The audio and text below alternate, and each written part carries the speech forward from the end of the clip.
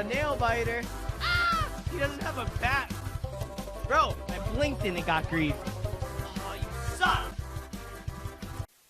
The last time I had shots, I'm pretty sure it was a crying night, and then I puked in a trash can, and then I went to lean over the trash can to like look if the puke was like chunky or liquidy, and like I accidentally dumped it on myself. All right, cheers. Do you just chase it with Poland Spring? Yes, sir. I'm just chasing with water because I want to be drinking water while I'm drinking alcohol, and like it tastes like shit either way, so I might as well just drink water, you know? Does the pillow have stains? I don't know, bro. Might have to auction it off. You guys seem pretty interested in my ass pillow. Could be an auction angle, huh? I wasn't too cracked at Wii Mario Kart. That was a game. I didn't play that when I was older. So I played that when I was really young. So I was kind of just like stupid kid, you know, pressing buttons. Piss Missile, by the way. A Pissly Missly, if you will. And Magic Koopa. Thank you for that, Hamilton. Damn, he griefed it. Hey, he made up for it. He sent that 10 beforehand because he knew he was about to shit the bed. So we'll take it. Thank you, boss. I appreciate it. Okay. Nah, don't do it. You got no reason to do it. Oh, we hit moon balls. Let's fucking get it. No reason for that, though. Oh, I'm gonna pop out chat. I'm like snapping my head so far around. 600 for the pillow? I'll send you the pillow for 600, bro. The ass one or the back one? I feel like the ass pillow has to have higher value, you know? People out here selling farts and shit. Farts and... it was bathwater, not piss. Might as well be selling piss, though, right? Maybe I start selling piss. It might be a piss angle. Quack.gg/piss, you know? We got something. Yo! Why they got cannons, bro? I just mash buttons so hard for the close plays that I just don't get them anymore. I'm just always pressing the wrong button. Yo! See, it'd be a mess if we were taking shots after every grief. Should I have, like, a shot counter, or should we just keep track in the chat? I feel like it doesn't need to be on stream. And I feel like you can kind of figure it out as well, right? Nope. Dude, no shot. I mean, yes shot. We're going to have to take another one. I said no shot, and then I guess it was yes shot. How are the runs going? I was out for a second. You missed the whole run in that second. Why does he take so long to start? Because I'm a chatterbox, and I love chilling with the people. So... I was going to recommend that the YouTube videos might be better because it gets to the freaking point, but I forgot I don't post those these days. All right, it's not topped off. That's pretty freaking... it's up there, though. It's up there for sure, huh? All right. 3, 2, 1, down the hatch. Just a dog cock grow up, you know? It is what it is, you know? Do you have the wheels for that? Oh, he does. Drop? Or else? Oh my god. And Noki took a couple shots of Pink Whitney. Yo, why is he giving me gas? Almost missed that. Yeah, that's a dial-up YouTube buffer angle right there. In the edits. I love that shit. Back, home, back, home. That's called the finagle. That's what they call it around these streets. What's up, Casey? Casey Neistat? I don't want to be that guy, but I think we got a little run cooking. At least it wasn't a double. Get smoked. Oh, it's unbelievable, bro. I can't do much more than that. I land a clean shell, and then you just don't have the freaking wheels. No freaking shot. Why do I even special? What's the freaking point if they just dive and catch it? It could be doomed. It could be a reset, reset, reset. Those are the 21 plus. We're taking shots for every grief. We're about to take shot number 3. Not every grief. Every run I fuck up. That's a triple cut.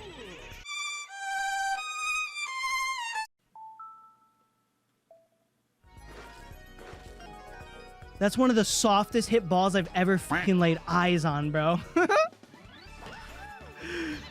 There's no fucking world where you bobbled that. Bro, was Versace on the line? Was Gucci on the line?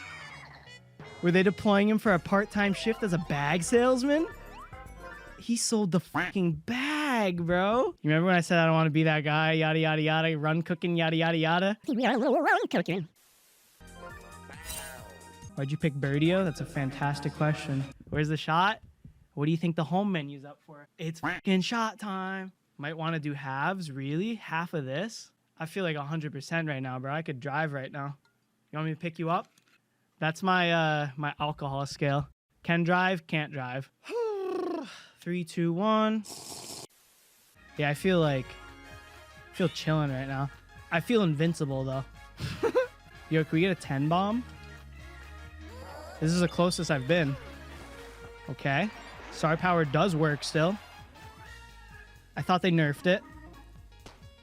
I'm gone. Why'd you slide? I was trying to round third there, bro. I was ready to go home there. Yes, that's so huge. Oh, it's looking like a top hat shot on my screen. Oh, just a little shy. When the patch drop, I don't know, bro. I could have sworn they nerfed star power, though, because they've just been catching my shit for no reason, too. Good shit, by the way. Nice little 10 banger. Ooh, back-to-back star dingers. Those aren't a thing, but they're a thing now. Okay, star powers work. They reversed the patch.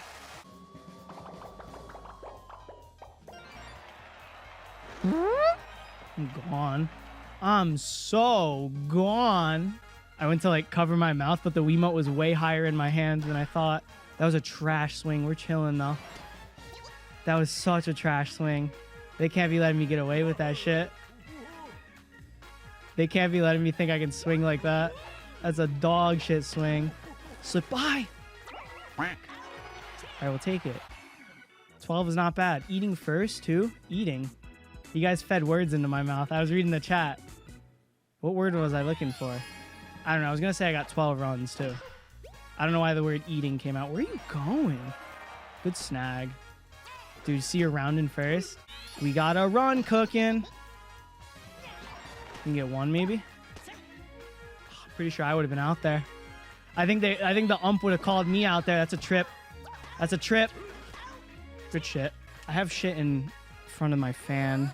The fan's on, but there's just shit in the way. So like the fan's not even hitting me. So it's pretty pointless. But yeah, I'm like starting to glisten a little bit. Does alcohol make you sweat? Who knows? I'm glistening one way or another. Yo, we smoked that. I'm back, I'm back, I'm back, I'm back, I'm back, I'm back, I'm back, I'm... It does make you sweat? It makes you pee more? What's good with that? What am I gonna do with that? Throw another one, pussy, you won't. Didn't think so. You would have been so unbelievably bitch-made if you threw me another one of those. I feel like I should be like way more lit off 3 of these, no? Like I'm on the come up for sure. But not as hard as I expected. Frank, bro. 3? Just hit it out. I threw it down the pipe to him. He could have hit it out. I wouldn't have been mad if he hit it out. Just go next. Another shot. Yeah, 20 bomb next inning or... Reset. Every time I pour this into a shot glass, it just like I just spill a little every single time. And if it happens again, I'm done and I'm just taking swigs out the bottle. All right? Because like it's the utmost to be clean. Yeah, I'm slowing down. I can tell. Cheers. I didn't grab more water. Oh, this is about to be foul. I'm just gonna down it and then I gotta go grab a water. If that's like a lot of... Did I spill it? I don't know. Oh well.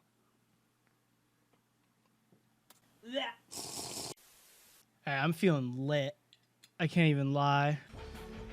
Yoshi's Park's our fucking stadium. Yup. Yup. Eating the Wiimote again. I went to like yawn and burp. Okay. Double dinger. Call that one the double. Can we get a tree play? I wasn't gonna swing with him, but I had to for the fucking tree play. Oh my goodness. No shot. We go for the quadre. I don't even know if that's what you would call it. I gotta go for it though. Nah, we tested our luck. How goated would it have been? I don't know. I feel like we've definitely completed other runs, but I banged out the one crazy PB and then just never again. Okay, specials just don't work. I act like it's a guaranteed hit. It is most of the time though. I mean, I guess that's not guaranteed. Nope, he's got hops. It was off to such a nice start, and then we just shit the bed out of nowhere. Yeah, I'm like kind of bussing. Can't even lie. For sure. I didn't mean to swing with him. Oh, I was gonna say it's deep. It's not that deep though. Drop it. Of course, the train's in no man's land. Absolutely nowhere to be seen. Pulls up after the ball drops. Not too helpful.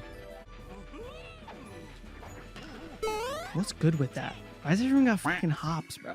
I'll never understand it. Ever. Yeah, we're gonna go for the 20 bomber. It's a reset, as they call it here and there.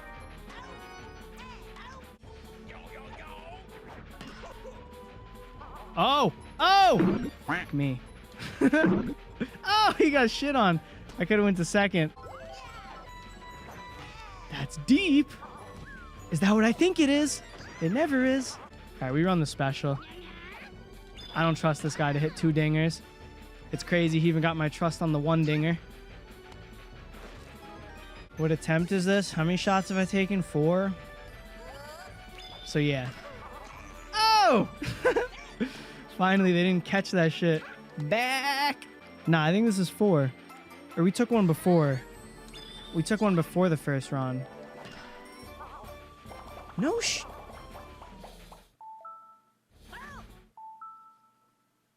Am I looking at that right? Yeah, it does say foul. What the fuck is good with that? I got no specials left. Don't need them. We're swinging for the fences. Stay fair, stay fair, stay fair, stay fair. Fuck me. All right, we got to hit a dinger now. Been disrespected by Red Rutabaga Noki. She throws me gas, though. That shit went foul for no reason, bro. We'll never, ever know the reason. That's deep. That might stay fair. Nah, they never stay fair. Okay, that's good for business. Where's the train at, though? Shit's in no man's land. How long is that tunnel? That's deep. That one might stay fair. Stay fair. Let's go. I'm not sure we'll ever hit a train homer. Oh, fucking disgusting curve. Finesse the fuck out of me. Good stuff. Word on the streets is I actually played better with 2 outs. No, bro. You couldn't hit it more than 10 feet. You couldn't? It was a good inning. But the innings before it are fucking garbage. Oh, yeah. Reset. All right. If I spill it one more time, then I'm just swigging. Cheers. Foul. All right. I should really start slowing down now. If this one isn't the game changer, I think the next one should have me like lit. Thought you were just gonna catch it for no reason. Not quite. Meatball. No shot. We'll take it though. That's a mess, bro. She doesn't even bother. She knows I win that. Oh! Let's fucking go. Could be 3 potential here. Yeah.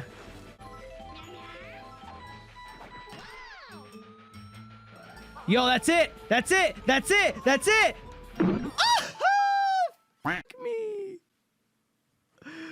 Come on. Would I hit the fucking corner of it, bro?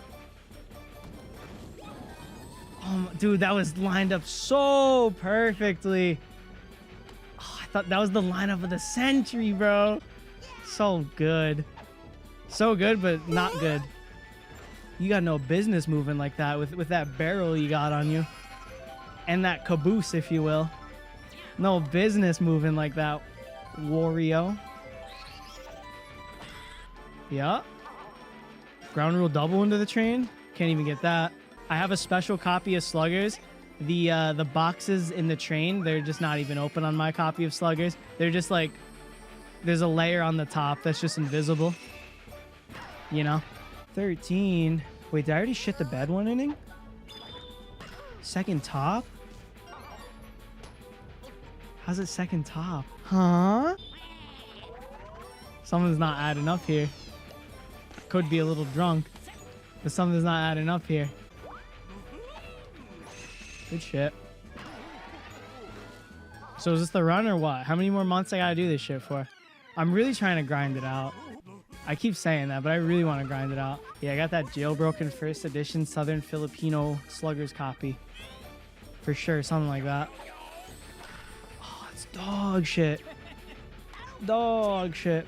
5 and then a 10. I guess I was batting first this game. Feels so long ago. We need a 20 bomb or it's a...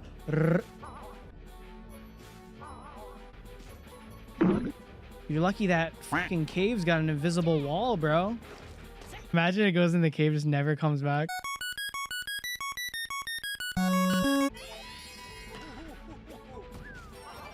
You good, Wiggler? You good? Did Versace call you up to sell some bags for them? I tried. Greedy. Could have just thrown home. Greedy. Reset. I gotta take another shot. I can't imagine taking another, bro. I'm slowing down. We're going for the bottle swig. I just keep spilling it every time. I'm gonna take a swig and a half. Take 2? No shot, bro. I'm a weakling. I don't drink. It's like, it's a miracle I'm not lit already. To be completely honest with you, I've taken, what, 5? I feel like 5's a solid amount. Maybe not, though. But yeah, I don't drink a lot. Yeah, I think I've taken 5. People want a double shot. And you know what's funny? You know what? I did bring down 2 glasses in case I were to take a double shot. So it would be a shame to have 2 shot glasses here and not take a double shot, huh? I'm gonna be up off this. Like, it'll probably be wraps from here on out, boys. I'll see you on the other side.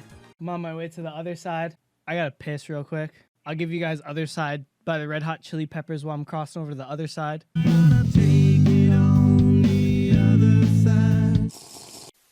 Oh my God, we're batting first. Oh my God, I got out in 5 seconds.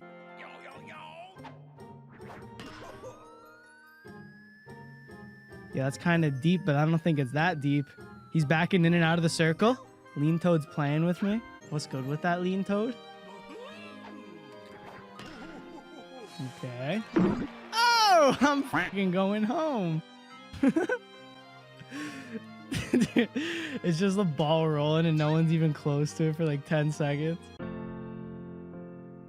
And then he gets frozen too. Drop? Any droppers? No droppers? Reset any percent sub 10? I mean, we got a nice little, we got a breadstick on the boards. Nice little breadstick. At least it wasn't a donut. We'll take it, bro. Not too good though, huh? I throw it to first and then look away thinking he's just out, but he's off the fucking bag for no reason. I was trying to think of a clever way to transition him being off the bag to him selling the bag, but the gears aren't turning enough for that. Kenny, I like tried and then just like it wasn't gonna happen. He sold the bag though. Oh! Do I go home off that? No, not even close. We got 2 outs already? What happened? I'm pretty sure I started the inning with 2 outs. That's obviously what happened. Good shit. It's rolling forever. Do you have the wheels for that? Yes, you do. Good shit. Yo, I have 2 outs? How do I get 2 outs? I just said that. Let's fucking go. 1 and 2. I'm not that sauced. That was a really sauced moment though, huh? All right, 20 bomb next inning, or I'm nah, fucking 30 bomb next inning, or I'm done. Toss it to no one. Yo, don't even have to move. You really want another shot? I'm taking so many more shots. Probably like... Is 7 shots in 2 hours a lot? I feel like that's not that much. I don't know. I'm not a shotologist. I couldn't tell you. There are people who are specialized in that shit. I don't know. I'm fine with passing away on stream though. At least it was for the people. At least it was for a good cause, you know?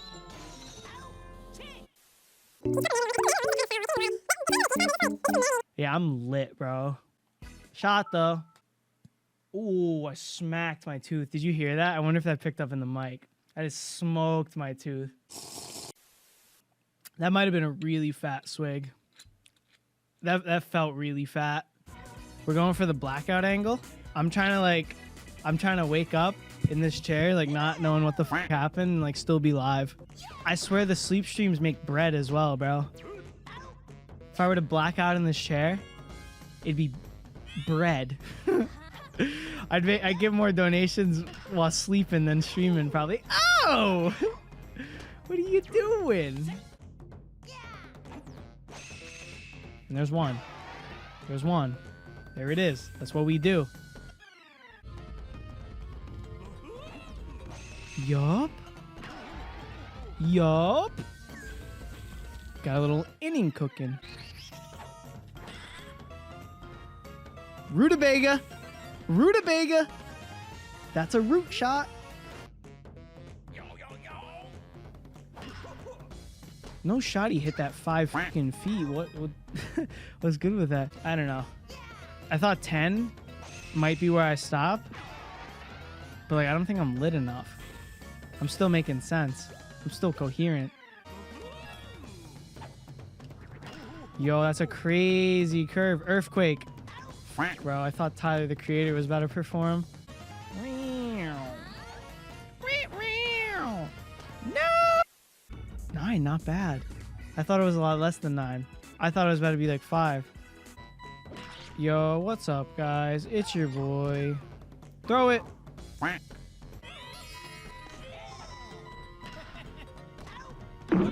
Yo! I got fucking smoked. I'm low-key trying to pass out on live chat. Shit would be so funny. My face when I wake up would be so fucking funny. Like, what? Where am I? What happened? Oh shit, I'm live right now? I've never fell asleep in a chair though. Outside of the school days. I'm out of practice right now. I don't think I'm in a situation where I could fall asleep in a desk, you know? I lost those superpowers after I graduated because I've been running nothing but the bed since then, you know? I haven't had to sleep in many desks these days since I'm just a full-time dinger hitter. I'm working for the first time in a month. Full-time though.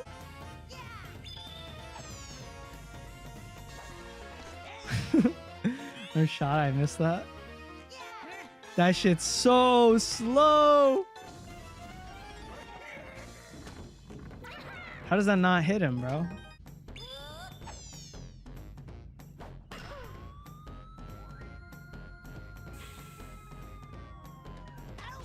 Oh shit, do you have to go back to second? Alright, we need a 20 bomb or I'm done. Are you stoned? I could be drunk. Take a double. You guys want me to pass away? I'm actually on 150 ping. Man, dude, mansion sucks. I'm not going to the mansion. Okay, I'll go to the mansion. My ping is slowly rising. My ping's on the way up to the 200s, bro. We're about to be playing on European servers in a second, bro. After this next shot, we're transferring from the NA servers to the European servers. I don't think I spilled that time. I topped this off, though. Cheers, gamers. How much longer are you streaming? I don't know, bro. Until I black out, maybe. I'm transitioning to the European servers as we speak. Oh, you missed that? That was a triple play if I've ever seen one. That's a triple play. That's a triple play and a half. There we go. I'm not on 999 ping. You know how much 999 ping is? That's like 1,000 ping. Koopas. Yo! We got a 2 bomb. What could I use for 2? When I get a 0, I call that a donut. When I get a 1, I call it a breadstick. But what's a 2? What would we call a 2? Why is Goomba swinging for the fences, bro? Why is he powering up like he's about to do something about it? He did nothing about it. Do people still play Truth or Dare? Not that I'm too cool for Truth or Dare or anything. I just feel like I haven't heard someone say, yo, let's play Truth or Dare in a really long time. You know? Oh! Oh, come on. I would have been so hyped. Bro, that got some air off the Goomba. That shit caught some Goomba air. That's a pissly missly, as they call that. Am I hitting? That's a pissly missly.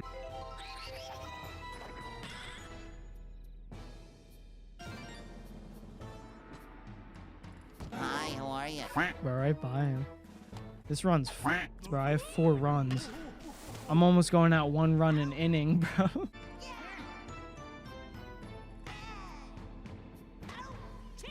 I'm lagging for sure, bro. You see these numbers I'm putting up? I'm not gone. I'm very close, though. I'm probably the perfect balance. If you had like a, what's it called? A Venn diagram of like,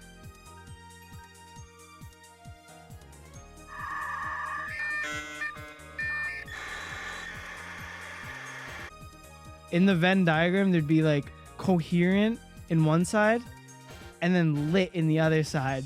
I'm probably like the max amount of coherency and litness I can have at one time, you know?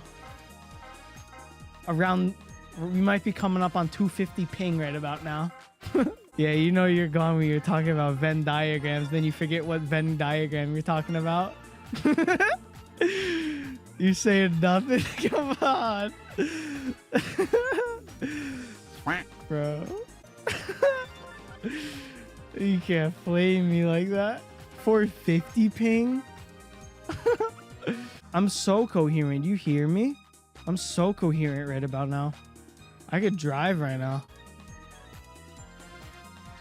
What am I doing, bro? Hammer. It's a hammer, bro. Every time. Says 75309. They just gotta pick random. I can't be picking a team. I had enough struggles. I struggled enough picking one team. That's what I was trying to say. What part of New York you live in? I can give you my Addy if you want. My address, not my Adderall. That's mine. What's the Addy? 30 milligrams. Cheers. That's how you know you're lit. That shit didn't taste too bad, bro. Yeah, I'm trying to pass out. That's 11 shots. No, that's 10. That's 10? 11? 10? We'll never ever know. How the fuck did I end up here? 13? 13 what? Shots? Did I take that many? Why'd you throw it to third? You're out of your fucking mind, bro. My team move up more at Minigame Monday Mayhem. What's good with that? Baby's got no business jumping like that.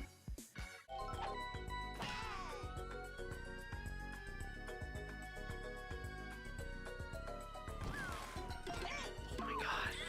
He fucking dove instead of buddy jumped. Luckily it didn't go out. That one's fucking deep though. For what reason? I can't figure it out. I'm fiending to play Clone Hero.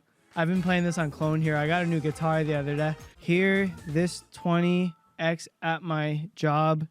I will pay you to turn it off. Am I drunk or did that not make sense?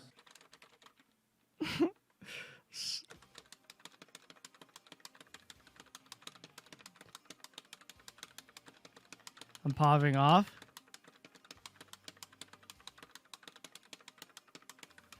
I'm popping off.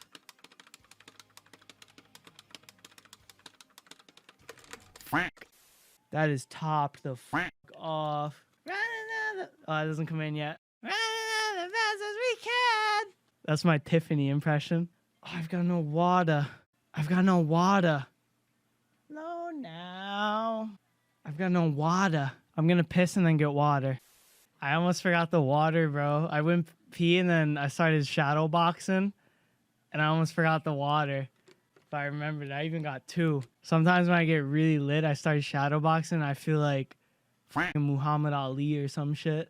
My shot's already poured. Wow. Cheers. Dude, the fucking shot tastes better than the water. I gotta take a shot before I get into this game. And then we can play the game. Oh, I topped that off. Cheers. I already took it. I still think my ping is sub 300, to be completely honest with you guys. I feel like I'm so coherent. And I could like definitely drive right now. No shot, you can. Dude, I bet I could make it from point A to point B. Why does driving matter right now? That's how I rate myself, you know? That's how I rate how lit I am. If I could drive or not drive. That's like, I don't know. That's like my go-to. People say I'm lit. I'm like, nah, I'm good. I can drive right now. I always say that shit. Oh, we got buddies. Oh! Missed it.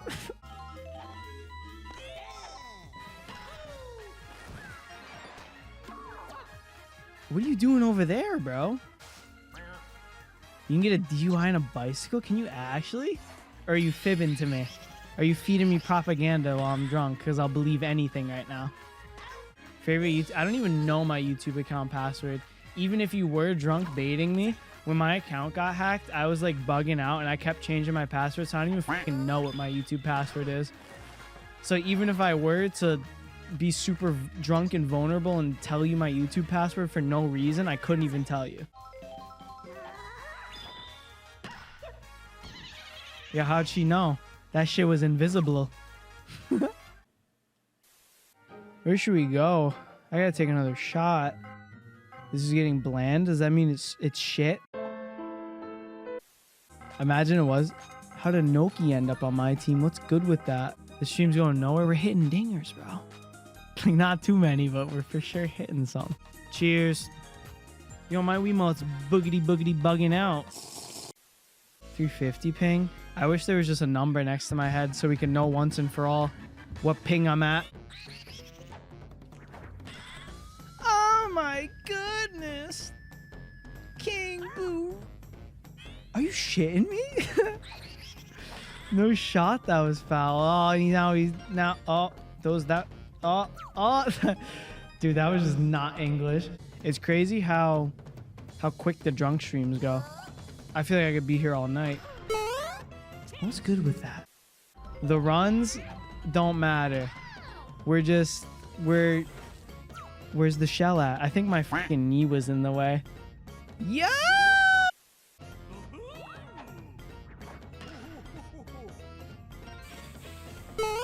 I'm not doing much of anything on this game, but I'm having a good time. That's all that matters.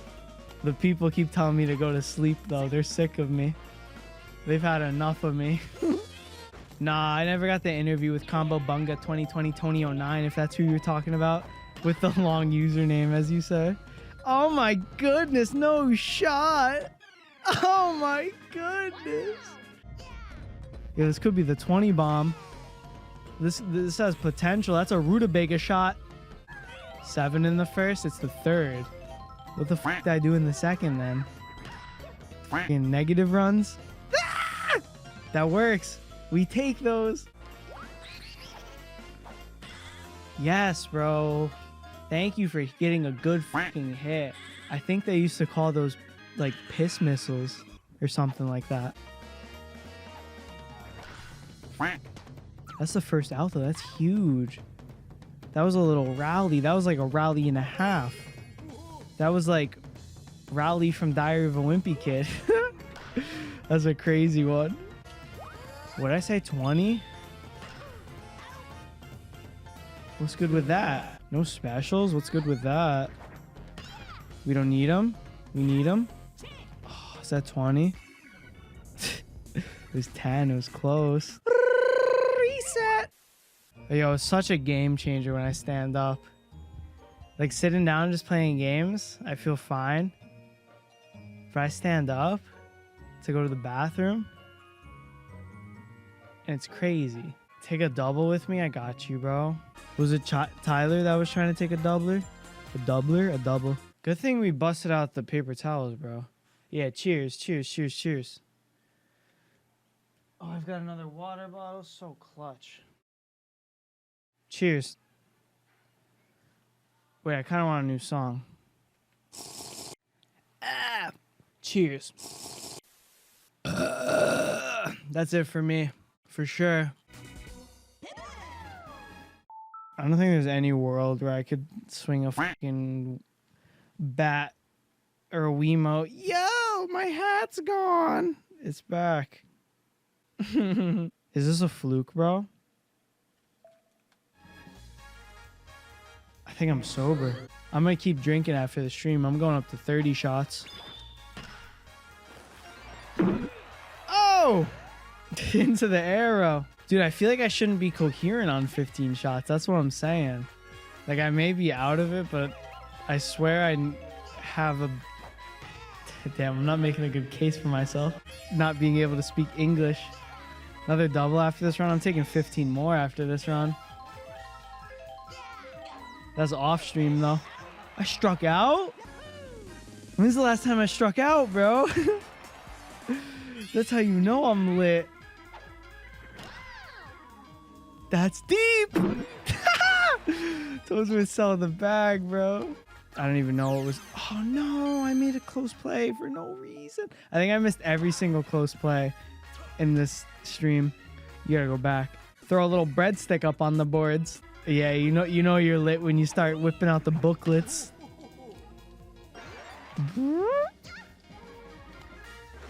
Oh my god, go back. I only have 2 right now. I have one from Outback and then one from like a really fancy restaurant. And like that one was hard to bang out. Cause like I'm not eating there too often. I don't have the bread for that, you know? That's like a once in a lifetime booklet opportunity. And we got it, you know? I'm gonna swing at this. It was so early. Change sides, 1 and a 2. I think that's it. I'm gonna go take 15 more shots off stream. I'm probably gonna like slam the whole bottle off stream, and then we'll see what the night has in store. I'm gonna go throw up and choke in my sleep and die. I'm gonna go throw up in my mouth and die in my sleep.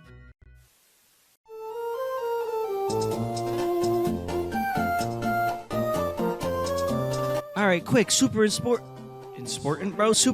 super essential timestamps that you are not going to want to miss. Wait, not timestamps. Before the segment starts, there are some super duper, unbelievably duper essentials that you are not going to want to miss. So at least listen to this part. The upload of this quack video will also lead to the return to not only YouTube, but to streaming and to 99.0 Grief Gang attempts. Since I have a bigger and more ambitious goal of what I would like to do with this channel, I won't be posting normal 99.0 videos like I used to, but all the 99.0 videos will be posted just like they used to be posted on my second channel. Think of this channel basically like VODs, but all the good stuff is there. It's a lot easier for me to upload these videos in bulk compared to working on one big video every couple months or however long it takes. So if you subscribe to this channel, and watched and liked and yada yada yada. Let the fucking retention run. Even if you're not watching the video, you gotta let the full thing run, all right? That's the best way you can support the channel. I'd appreciate it a bunch. And the final thing is this segment is going to be talking about my whole YouTube history,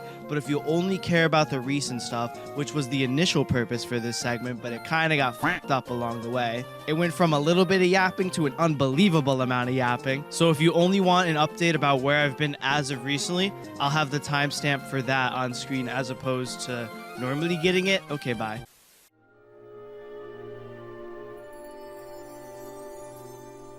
Oh shit, oh my goodness, oh my gashimasu.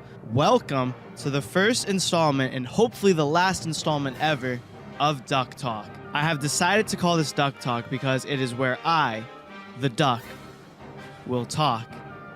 How did he ever come up with that one? So I really wanted to address some things properly, at least just once, because I know a lot of people are curious, and I always get asked similar questions when I'm streaming, and I get questions in the comments, yada yada yada, because it's hard to give a little shitty TLDR on stream or in the comments, you know? Now, if you don't give a beep at all about any of this, no worries, completely understand that people just want to see some dingers. There's timestamps in the description that will lead you to the next video. So if you're doing that, okay, bye for now. Like I said, it'll be nice to have an organized version of all this yapping. For when I'm asked, why don't you upload consistently anymore? Where's Sluggers? Where's Elite Smash? Where's Charlie and the Chocolate Factory for the GameCube? All that shit, you know? All of your questions will finally be answered. All of your questions and the questions you didn't even have will all be answered. Now, before we hop into the true start of this Duck Talk segment, we have to preface some shit. So I said the same thing in the Grief Gang Galore lore section. I'm not a big script guy. I'm honestly shit at talking and probably writing as well. So I'm just following some notes, some fucking bullet points, and we're just kind of winging it. As I've said probably like 2 or 3 times by now, the main reason for making this segment was initially to talk about my recent absence / disappearance or inconsistent trash upload schedule, whatever you want to call it, in the year 2022 and kind of the end of 2021. However, when I was writing this, I realized it was the perfect opportunity to tell a bigger story here. To do so, to tell this bigger story, we actually have to go all the way back and talk about my entire YouTube journey. You guys just wanted to know why the fuck haven't you uploaded in 2022? Why'd you post 12 videos in 2022? Oh, no, I'll tell you. No, I'm gonna tell you. And I'm gonna need you to trust me on that. But to find out why I haven't uploaded in 2022, we're gonna have to start at 2015. Naturally, right? It's so troll, bro. It sounds troll as fuck, but I think we actually have something good cooking here. I can't lie. The main focus of this segment is still to provide information about my personal life and what prevented me from uploading consistently over the last few years. However, I didn't think I would have a lot to say about the earlier portion of my YouTube history, but it turns out, by no surprise, no one's shocked, I'm turbo yappy. Dude, I'm an unbelievable chatterbox. And so I'll also be talking about a bunch of insights into the reality of being a YouTuber, how it's affected me as a person, obstacles I've had to overcome, etc. Because I think it's really interesting. I think I have a lot of good insight on the topic. Do I sound tired? So I want to end this little prefacing section by saying I, as a person, just want to share what's been going on with you, the people who have supported me for so long, you know? I'm going to discuss my ups and downs over the years, and I would like to put a disclaimer. We'll be talking about some drugs, some mental health a tiny bit. Freaking, I was absolutely hooked on heroin, bro. Not really, but I do have the not for kids thing checked on my videos. I know there's freaking, dude, there's 12-year-olds lurking around my channels. I don't know how. I checked the not for kids option. So if you're 12 and watching this shit, that's not my problem, I suppose. Like, it is my problem, but it isn't. I checked the circle, you know? Listen, I don't need your sympathy. That's not the reason for making this. I just want to inform you guys why I haven't been making shit. I've always been hesitant on getting too personal and sharing some information, yada, yada, yada. But I owe it to you guys. I gotta spill the beans because you guys have done so much for me. I wouldn't be here without you, obviously. And I appreciate everything a bunch. The shit I've gone through, it could have been way worse, bro. I'm very grateful for that. And I'm grateful to have gone through these things because I wouldn't have learned my lessons, you know? Sometimes you gotta take some fat fucking L's to learn. I've took some astronomically fat L's, bro. But we've learned from them. We're gonna keep turning the L's into W's, and that's all we can do, all right? Okay, bye. Era 1. an exciting start. So I've talked about this a few times, but one night I decided to reorganize my playlists on my channel into eras as opposed to normally getting it. Now, as opposed to sorting the videos... oh, shit, baby!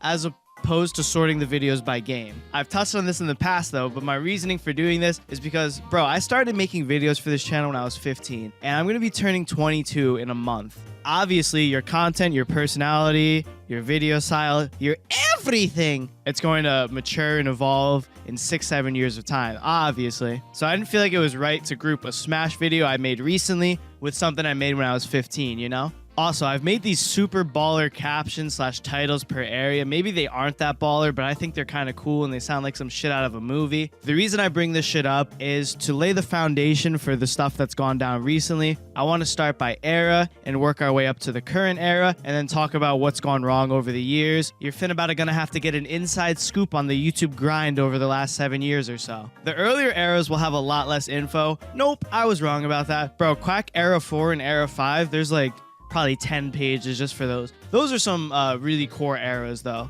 That's when a lot of stuff went down. So those are understandable. The earlier ones actually aren't that bad.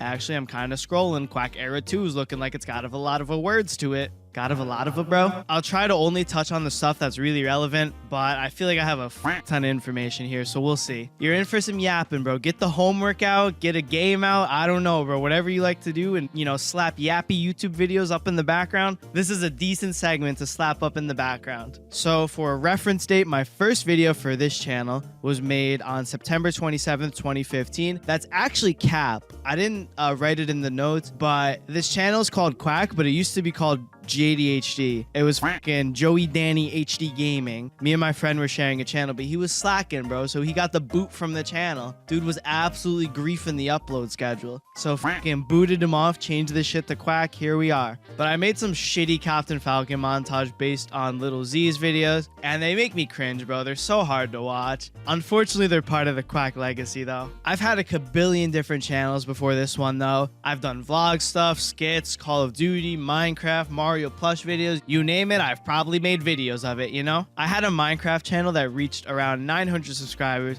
but this was the only channel I was ever able to gain any sort of traction on prior to this one, which is exactly why the dramatic movie title for this first era is An Exciting Start. I was so unbelievably excited to gain any sort of traction. 1K, 2K, 10K subs, videos getting 10 to 50K views. The shit was so exciting for me, bro. I would do nothing but go to school and then just come home and make videos. So these were low-key the golden days. I didn't really have any problems at this point besides Mama Bear kept taking my shit away because my grades were bad. Little does she know she was cock-blocking the YouTube content kingpin. She'll probably have to rue the day for that one. But yeah, there's not much to say about Era 1 besides that. I was making videos, some of them were hitting, and it was very exciting.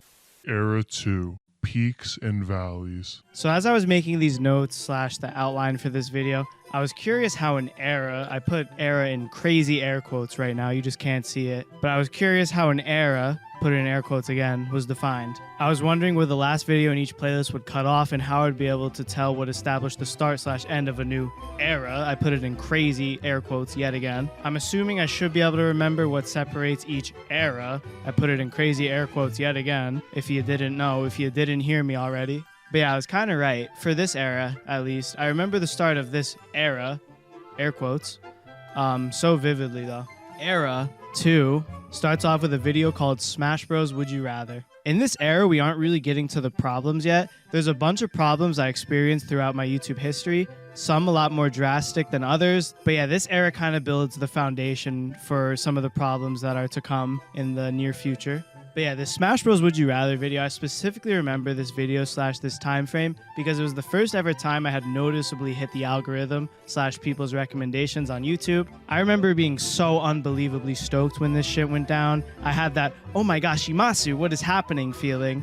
Because I was still a youngin' at the time. I was either 15 or 16, I don't really remember. And I had done nothing for the last years prior, but try to gain some sort of success on YouTube since I was like 9 or 10. So this was a really memorable moment for me. It was kind of my first taste of success. I use that word loosely because when you look at the bigger picture, 11K subs really isn't shit. I'm not going to be set for life or some shit off 11K subs, bro. But like I said, I was a youngin'. I had so much passion for YouTube. So I really felt like I was cooking at the time. What immediately stood out to me after skimming through the videos in this playlist is that this is where my content kind of really started to change. There was a decrease in these Smash Bros meme montages, montage, whatever the fuck you want to call it. But that's what I was primarily making at the time. And there was a bit of a pivot into more gameplay / commentary focused videos. I had done plenty of commentaries before this era. Feels so weird and kind of cringe calling them eras, but I don't know, bro. It's an era, no? So on my notes, I literally wrote, had to look up era,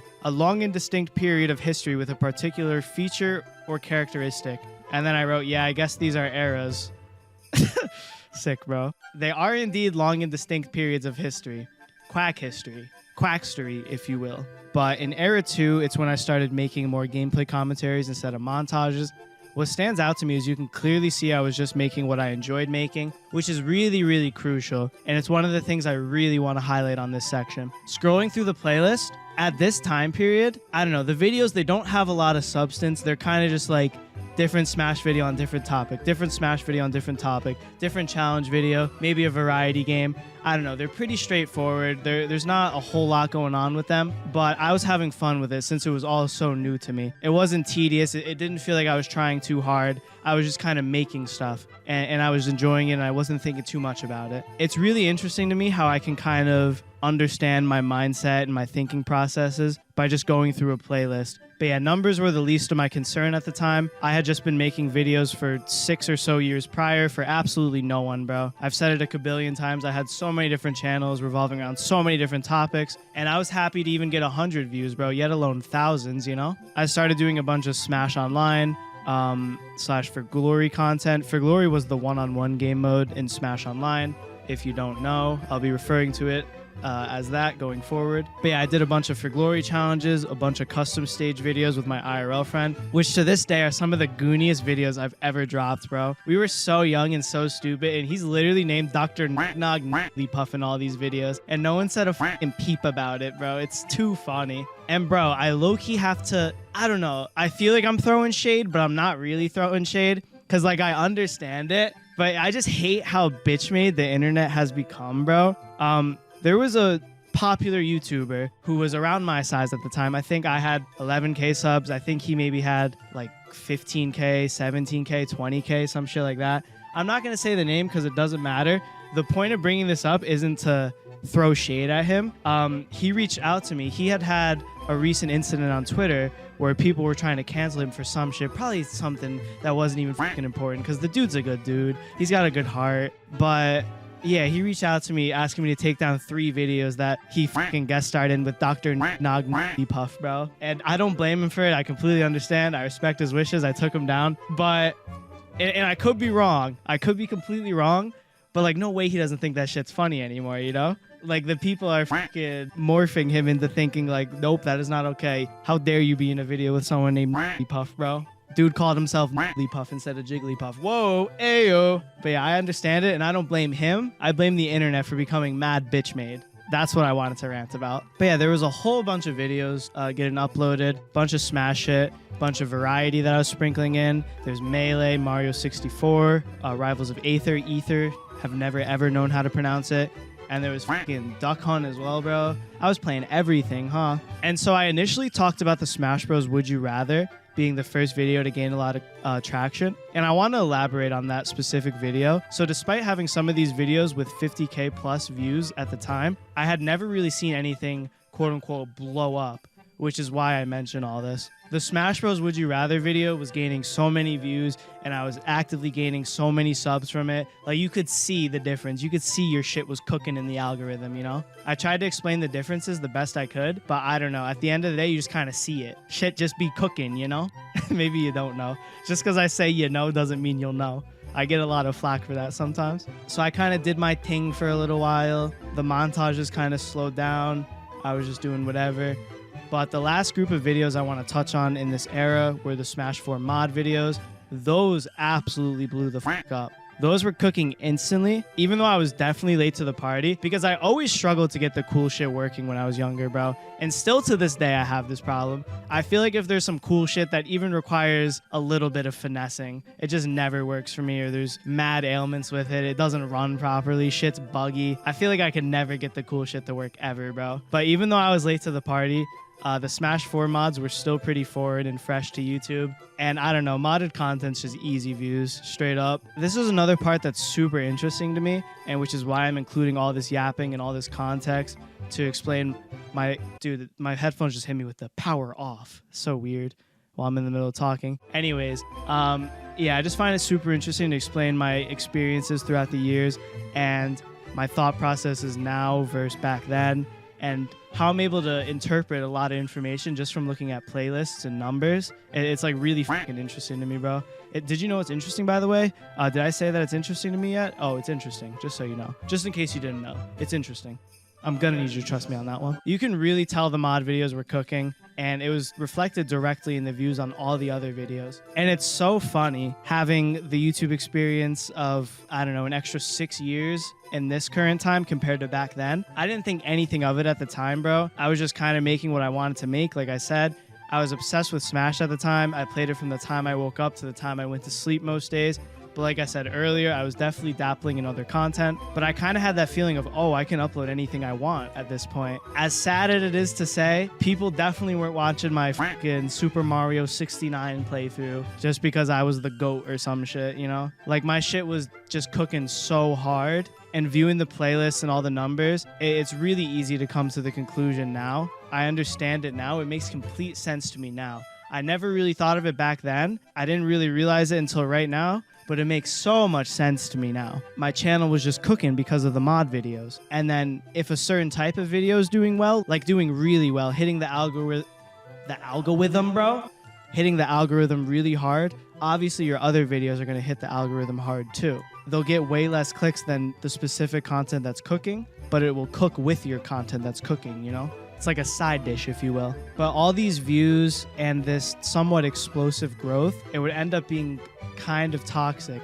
to my, I don't want to say YouTube career, but I don't know, kind of my career. It would be kind of toxic to it moving forwards. The numbers really started to get to youngin' Quack. He began to struggle because of this era specifically. I really thought like, yep, I've done it. I'm a variety content creator now. I can make anything and get 10K views on anything now. But yeah, unfortunately, it wasn't the case, and this would become one of youngin' Quack's most relevant struggles going forward. Era 3. Clocking out.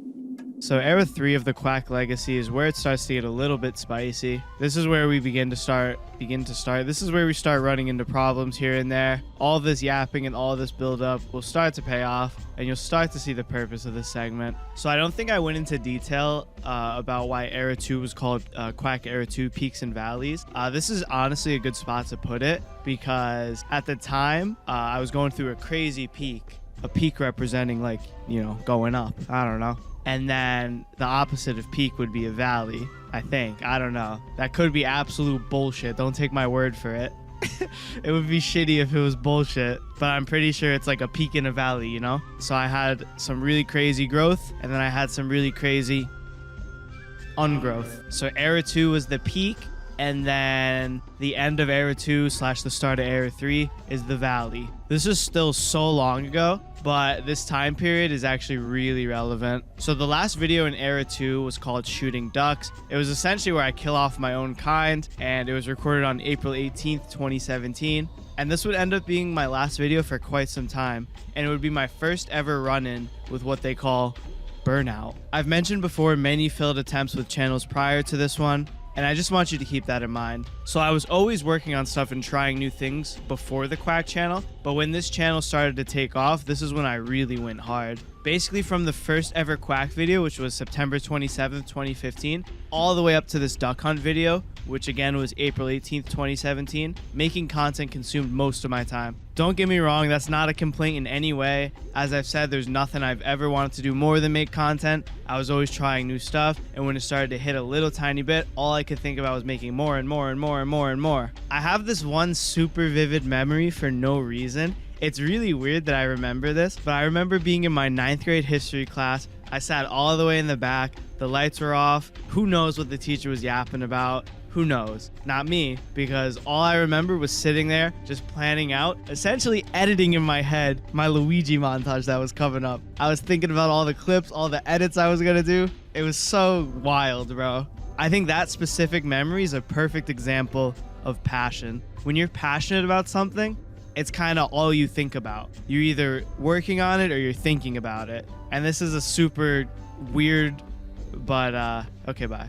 Lost my train of thought. But yeah, I've always loved making content, and I was always thinking about that shit, and I still always think about it to this day. There's even been times recently where, I don't know, I just started reading. I was like super ignorant before, and I wouldn't read. I was like, why the fuck would I read when I could do anything else but read? But it turns out it's actually really nice before bed, helps me fall asleep a lot easier. So I've been reading before bed, and it depends on what I'm reading, and I've been getting better at it as well. But there are nights where like every 2 sentences, bro, I'm like zoning out and I have to redial. I have to like take a second and fucking compose myself and dial it back in on the book because I'm just thinking about the edits I'm gonna work on tomorrow or some shit like that. Like, it's crazy. My parents never had the craziest standards for me grade-wise. However, as a kid at the time who had undiagnosed ADHD, which looking back at it was so obvious, bro. I had no interest in school. School was so hard. I was always getting in trouble for fucking basically being the class clown. I had no interest in anything besides playing games and making content. My parents didn't let me play games on school nights or go on my computer or anything. And it wasn't like I would just spend my nights working on homework instead, you know? I would just lay in my bed and stare at my phone all afternoon instead, you know? I was constantly getting my shit taken away though on the weekends when I was able to game because my grades weren't up to par. I remember editing so many videos in secret at night or early in the morning when my parents would leave for work. I would do anything to keep working on videos, bro. Anything but improving my grades, obviously. Honestly, bro, Power School, the invention of that shit. That shit got me up. That shit up my childhood, bro. I remember stressing so many times when I would be chilling in my living room and then I'd see my mom on the computer and I'd see her go to the Power School website and I'm like, oh no, she's logging in. Oh no. Or sometimes I'd be downstairs and she'd just yell my name and I'd be like, oh, she just checked Power School. I hated that shit, bro. It's so off topic. It's kind of an unbelievable tangent, but I just want you to understand how fat of a percentage of my time/energy was used towards making content, or at least thinking about it at the very least. And I think those stories are kind of funny. But anyways, I was still young, I was still learning, so it's not like I was making anything crazy, but these definitely were the highest quote-unquote quality. I use that term loosely in the context of having, you know, a proper capture card, a decent microphone, and actual editing software. We fucking graduated, boys. We weren't using Windows Movie Maker anymore. We were really moving up in the world. We had a cracked Sony Vegas. It wasn't really too quality, but it was the most legit shit I was making in comparison to the years prior. We weren't stacking up a pile of games on a fold-up table and then tossing a camcorder on top, pointing at the fucking CRT TV. You know, we weren't doing that anymore. Even if by my standards today, the montages I was making were shit, you know, they still were time-consuming. Like, I don't know how. Well, I do know how. Obviously, I was new to editing. Like, I look at that shit, I'm like, I spent 10 hours on that? Like, how? Where? But obviously it took time. And yeah, just 2 years of this nonstop grinding eventually just led to me experiencing my first ever burnout. I can't really recall the specifics from that time, but looking back at it now, I was pretty much just playing the same game over and over and over, which was Smash 4 for the Wii U. I was making videos over and over with a quite similar premise, either montages with different characters, playing online with different characters, completing a challenge with a certain move/character, so I can completely understand the burnout. I was making pretty tedious content, but yeah, continuing on the topic of burnout, I would make my return on July 1st, 2017, a little less than 3 months. Bro, there's fucking a massive piece of dust just doing laps around me. What's good with that? A little less than a 3-month break from any uploads whatsoever. I would return to YouTube with similar types of content, mainly Smash focused still, but variety here and there. I resumed the old series. I started new ones. Oh shit, my headphones. I'm not sure if I mentioned it. I might have.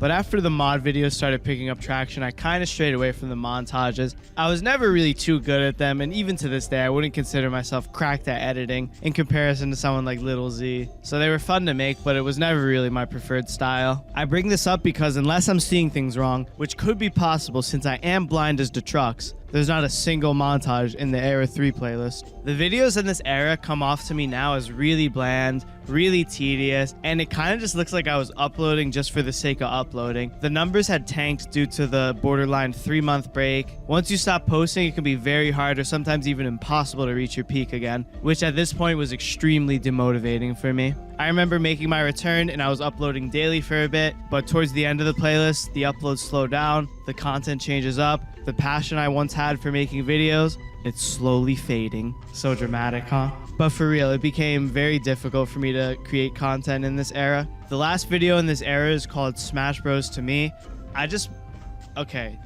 It says I just watched it back now, but I just watched it back whenever the fuck I wrote this. So I didn't just watch it back now, but at one point I did just watch it back. So I'm gonna need you to trust me on that one. But it's basically just a 4-minute video about me yapping about how the passion is gone. I did nothing but play Smash or make content on it for years, but the ship had just essentially sailed. I make an example using Guitar Hero. I say Guitar Hero is a fun game, right? But imagine if you could only play the same song over and over and over. It'll get stale and it'll get boring. I also complained in this video about the numbers tanking, and looking back on it, my mentality at the time was pretty bad. After getting a taste, just a little tiny taste, bro, I fucking dipped like half my toenail in the pool that could be known as YouTube views. Half a toenail, bro. I was acting like I was pulling in PewDiePie views, bro. But for real though, after getting a little taste of what was possible, I was salty as f that the numbers were gone after my break. Listening to myself and thinking about this time, I definitely thought I was entitled to those views. Since I had gotten all those views once, there was no reason for them to be gone now. So what, I took 3 months off without giving any updates, and you may be watching other people who didn't stop giving you the content you crave.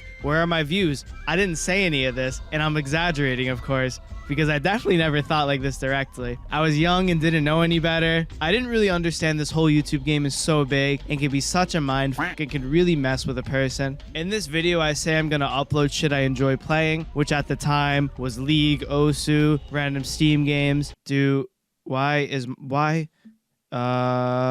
your chest normally vibrate when you talk? I had my arms crossed and I could feel it. I remember experimenting a little bit, but the views must have been so bad due to having a primarily Smash audience that I deleted or privated all these videos. On top of that, the stuff I was making probably wasn't even that good. So looking back at all this, I feel foolish, but I really didn't know any better. The title for Era 3, Clocking Out, I feel it's pretty self-explanatory. I not only clocked out by taking an almost 3-month break, but after making my return, I was kind of clocked out mentally. I really wasn't in it to win it anymore. I was getting caught up in the numbers, and I don't know, bro. Shit was f***ed, lad. Damn, so I thought I was about to do 6 pages of straight yapping, but I forgot about fucking Quack Era 3.9, bro. How could I have ever forgotten about Quack Era 3.9? Era 3.9, The Return. So Era 3.9 is actually super duper interesting. It's by far the shortest era out of all of them, clocking in at a grand total of only 28 videos. And it's basically named Era 3.9 because it's definitely not enough to consider it its own era. It essentially just serves as like a sandwich era. Some fucking lettuce, tomato, some cheese, and maybe some deli meat in between Quack Era 3 and 4, you know? As I mentioned in Era 3, after the Smash Bros. To me video, I experimented with other content I wanted to make on other games I was interested in at the time. I remember specifically making at least one Osu video and one League video. There could be more, but I can't remember. I was super curious if they were private or if they were unlisted, so I went to check. But yeah, there's no history whatsoever from February 2018 until August 2018. I know I didn't stop uploading during this time, but everything I made was deleted. I tried to make content on what I was having fun with, but I was too discouraged by the poor numbers to even leave them on my channel, which is kind of sad. I want to note, I think this is actually really, really important and really interesting. I want to note prior to this channel, I had one specifically with hundreds of videos. I think up to 500 to 600 videos, and I deleted all of them and regretted it. Even if they weren't good videos and they were just unedited gameplays, I regretted deleting them because it's just nice to have the documentary memories. I regretted deleting them because it's just nice to have the memories documented. During this period, I recorded a lot of, during this time period, slow down. During this time period, I recorded a lot of what I was doing because it was so new to me and I loved it so much. So there were probably a lot of memories I could have viewed if I still had these videos. And I bring this up because this is where it's interesting to me. The fact that my channel has nothing from February 2018 to August 2018 really stands out to me. I knew better at this point not to delete stuff anymore, at least make it private or unlisted. So the fact that I straight up deleted all these attempts to branch out into new content kind of makes me think I was just really ashamed. I think the numbers were really getting to me at this point and I couldn't even look at that shit. I definitely remember there were times where I couldn't even look at my channel because it made me so sad. How wild is that? It really gives you some insight on how this YouTube game could really f with a person. Despite all the upload history being wiped during this time frame, and don't get me wrong, it could have been 3 to 5 videos, you know? I don't think there's like 100 videos that have been fucking lost in time. Can I use Wayback Machine? I am curious, but I can't be bothered. I'm not sure if Wayback Machine has any of that shit archived or if I just don't know how to use it, but don't care. Okay, bye. As I was saying though, despite the upload history being wiped, we do have a little bit to go off of. There are a bunch of streams unlisted on my channel from this time frame, some Osu streams that likely had 5 to 10 viewers, some Sunshine streams, and then July 2018 I got into running Super Marmaduke Odyssey, so there's a lot of any percent streams. I see some crafts, some Gmod, and as more Smash Ultimate news started coming out, Smash 4 returned. My first video in the return playlist was on August 8th, 2018. It was titled, King K. Rool is finally in Smash, in all caps. This was the decider for me. Everything changed when K. Rool was revealed for Smash Ultimate. I remember being at my ex-girlfriend's house watching the direct and legit crying because I was so unbelievably excited when they revealed K. Rool. I knew instantly I had to make a video and was already planning my return. I remember a lot of contemplation went into my return. I didn't want to fail again. I was still young, 17 at this time, about to start my senior year in a month. I was still really immature and had a lot to learn. I was very irrational back then, and I still am to this day, don't get me wrong, but I'm a lot more aware these days. You just kind of learn as you get older, you know? I mention this because I remember not wanting to come back, only to disappear again. It's such a shitty feeling. It still sucks to this day. You know, going to my channel and seeing the last upload being 6 months ago, it still blows. The only difference now is I'm just not gonna beat myself up about it. I used to f myself up over that shit in the past. You know, in this day and age, we'll just do something about it instead of getting down about it. That's the difference of the mentality 5 years in the making, you know? I remember considering making 25 videos beforehand to make sure I was super serious and definitely wanted to come back, and to make sure I was going to commit to it because I didn't want to let anyone down. This is super irrational and it's so fucking goofy, bro. But that's how I was. I definitely didn't want to do that because that would have been the utmost, and I bet my bongos I would have been sick of it before I hit 25 videos, but I did start posting again. Uploads returned consistently. I started doing For Glory videos again. I was only doing 1 video with each character, which I definitely didn't get close to finishing, on top of bringing back some older series, and I even made one of those Smash montages for the first time in a really long time. The videos were all pretty low effort. It was nothing crazy, just cut up Smash gameplay for the most part, but I seem to be having fun again. There's 28 videos in the playlist. 1 is an Odyssey video, but the rest are all Smash Ultimate, bro. I tried to say Smash 4 and Smash Ultimate at the same time, but the rest are Smash 4/Ultimate Anticipation videos. Navy SEAL Captain Falcon being the best video in that era for sure. One I always end up going back to and having a laugh even today. I was really trying to pump out the Smash content because I was aware that Ultimate was going to be a big deal for my channel. I had no idea how down shit was about to go, but I knew a little tiny bit that shit was indeed about to go down. At this time, I had never really been a part of a community anticipating the release of something, and in my situation, I was getting ready to make a kabillion videos about the game/topic, but the release of Smash Ultimate had to have one of the biggest impacts on my YouTube channel, but also my life overall. Era 4. Success? So like I just said, Quack Era 4 is titled Success? Question mark. The question mark is very important. During this time, I believe you can say I was definitely experiencing some sort of success. The question mark is something I added in this day and age since I created these error playlists recently. Was this really what you would call success? Was this really where I wanted to be? Had I really cracked the code on YouTube? Was I really set for life? Spoiler alert, nope. That's why it is success. So Smash Ultimate was set to release on December 7th, 2018. At the time, I was working at my first and only job outside of YouTube as a shitty ass cashier. I would also fucking do some price tags here and there. But I remember anticipating the launch of Smash Ultimate so much that I basically got rid of all my hours at this job to be able to spend as much of my time as possible making Smash Ultimate videos. I was still 17 and I was still in high school at this point, so I wasn't working too much, but I think I was maybe working 3 to 4 days a week, and I cut my days down to basically 1 day a week. Despite Era 4 consisting mainly of Smash Ultimate content, there's about a week of content prior to its launch that I tossed in this playlist. The reason for this is I remember the first 2 videos in this playlist kind of picking up some traction after Ultimate dropped, and they were posted daily up to Ultimate's release. I'm just laying out the context. I know this shit might not be too exciting, but trust me, it's relevant. This is where shit really starts going down. So Ultimate drops, yada yada yada yada yada. Not the yadas. I think I said this already, but I really can't put emphasis on this point. I knew I really had an opportunity to get cooking here and hop on the wave with the drop of this new game, but I truly had no idea how long it would take and to what degree the shit would go down. To my surprise, it didn't take long at all. The reason the Ultimate era is so important is because it was not only the first serious traction that my channels have ever received, but it also caused so many problems down the line, which is some of the reason behind making this segment as long and as yappy as it is. I had no idea how much hard work truly goes into maintaining success. I put that word in quotes because you really can't define it in the context of YouTube. And I also had no idea how much it would fuck with me over the years. I brought back the Smash Bros. Meme montages. I had taken a long break from making them, and with the release of a new game, they were exciting to make again. My third video on Ultimate was titled Nerf King K. Rool, and it immediately started gaining traction. Bro, I remember the people in these comments being so fucking stupid and not understanding the nerf in the title was just the name of the series. I needed a name for my montages, and the guy I mentioned earlier, Little Z, he would title his montages X is OP, so I basically used Nerf. It's just the same thing, no? I remember getting so much fucking lip from mad Smash Gerber babies that were whining, why does X need to be nerfed? Wah! And I felt like I needed to defend myself and say shit like, guys, it's just the series name. And at the start of like one of the videos, I put like a massive fucking disclaimer. TLDR, Smash viewers are fucking rock brains and Gerber babies. Nerf King K. Rool did really well instantly. It was a new character on a new game, so it made sense. And it's impossible to remember all the numbers from the time.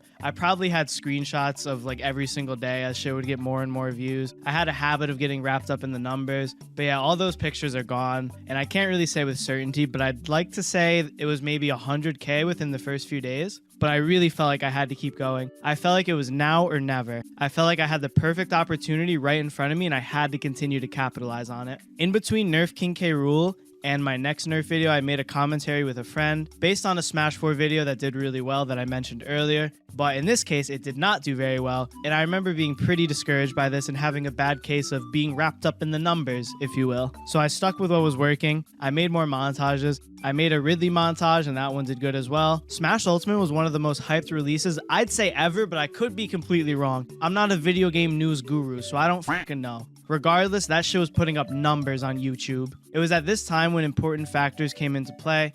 Before Ultimate's release, I had peaked around 17.5K-ish subs, and at that point, my channel's growth was pretty stale. Pretty non-existent, rather. I talked about how this was really frustrating and really difficult for me because at this point, even after only tasting a little bit of success, I compared it to fucking having like a toenail dipped in the pool, bro. If the pool were to be success, you know? But I was already more concerned about the numbers than making good content / content I really enjoyed making. Gaining traction instantly after Ultimate's release made me super duper happy though. I had my priorities all fucked up unfortunately, but that's not where I'm going with this at this very moment. I was at 20K plus subscribers pretty quickly, and I remember Alpharad If you don't know who he is, I think I mentioned him earlier, but he started out by mainly posting Smash content. I'm not going to call him a Smash tuber because he was one of the first to fucking successfully diversify his content into variety, and he did a really good job at it. But I can't remember how many subscribers he had at this point. Doesn't matter. Hundreds of thousands. It was a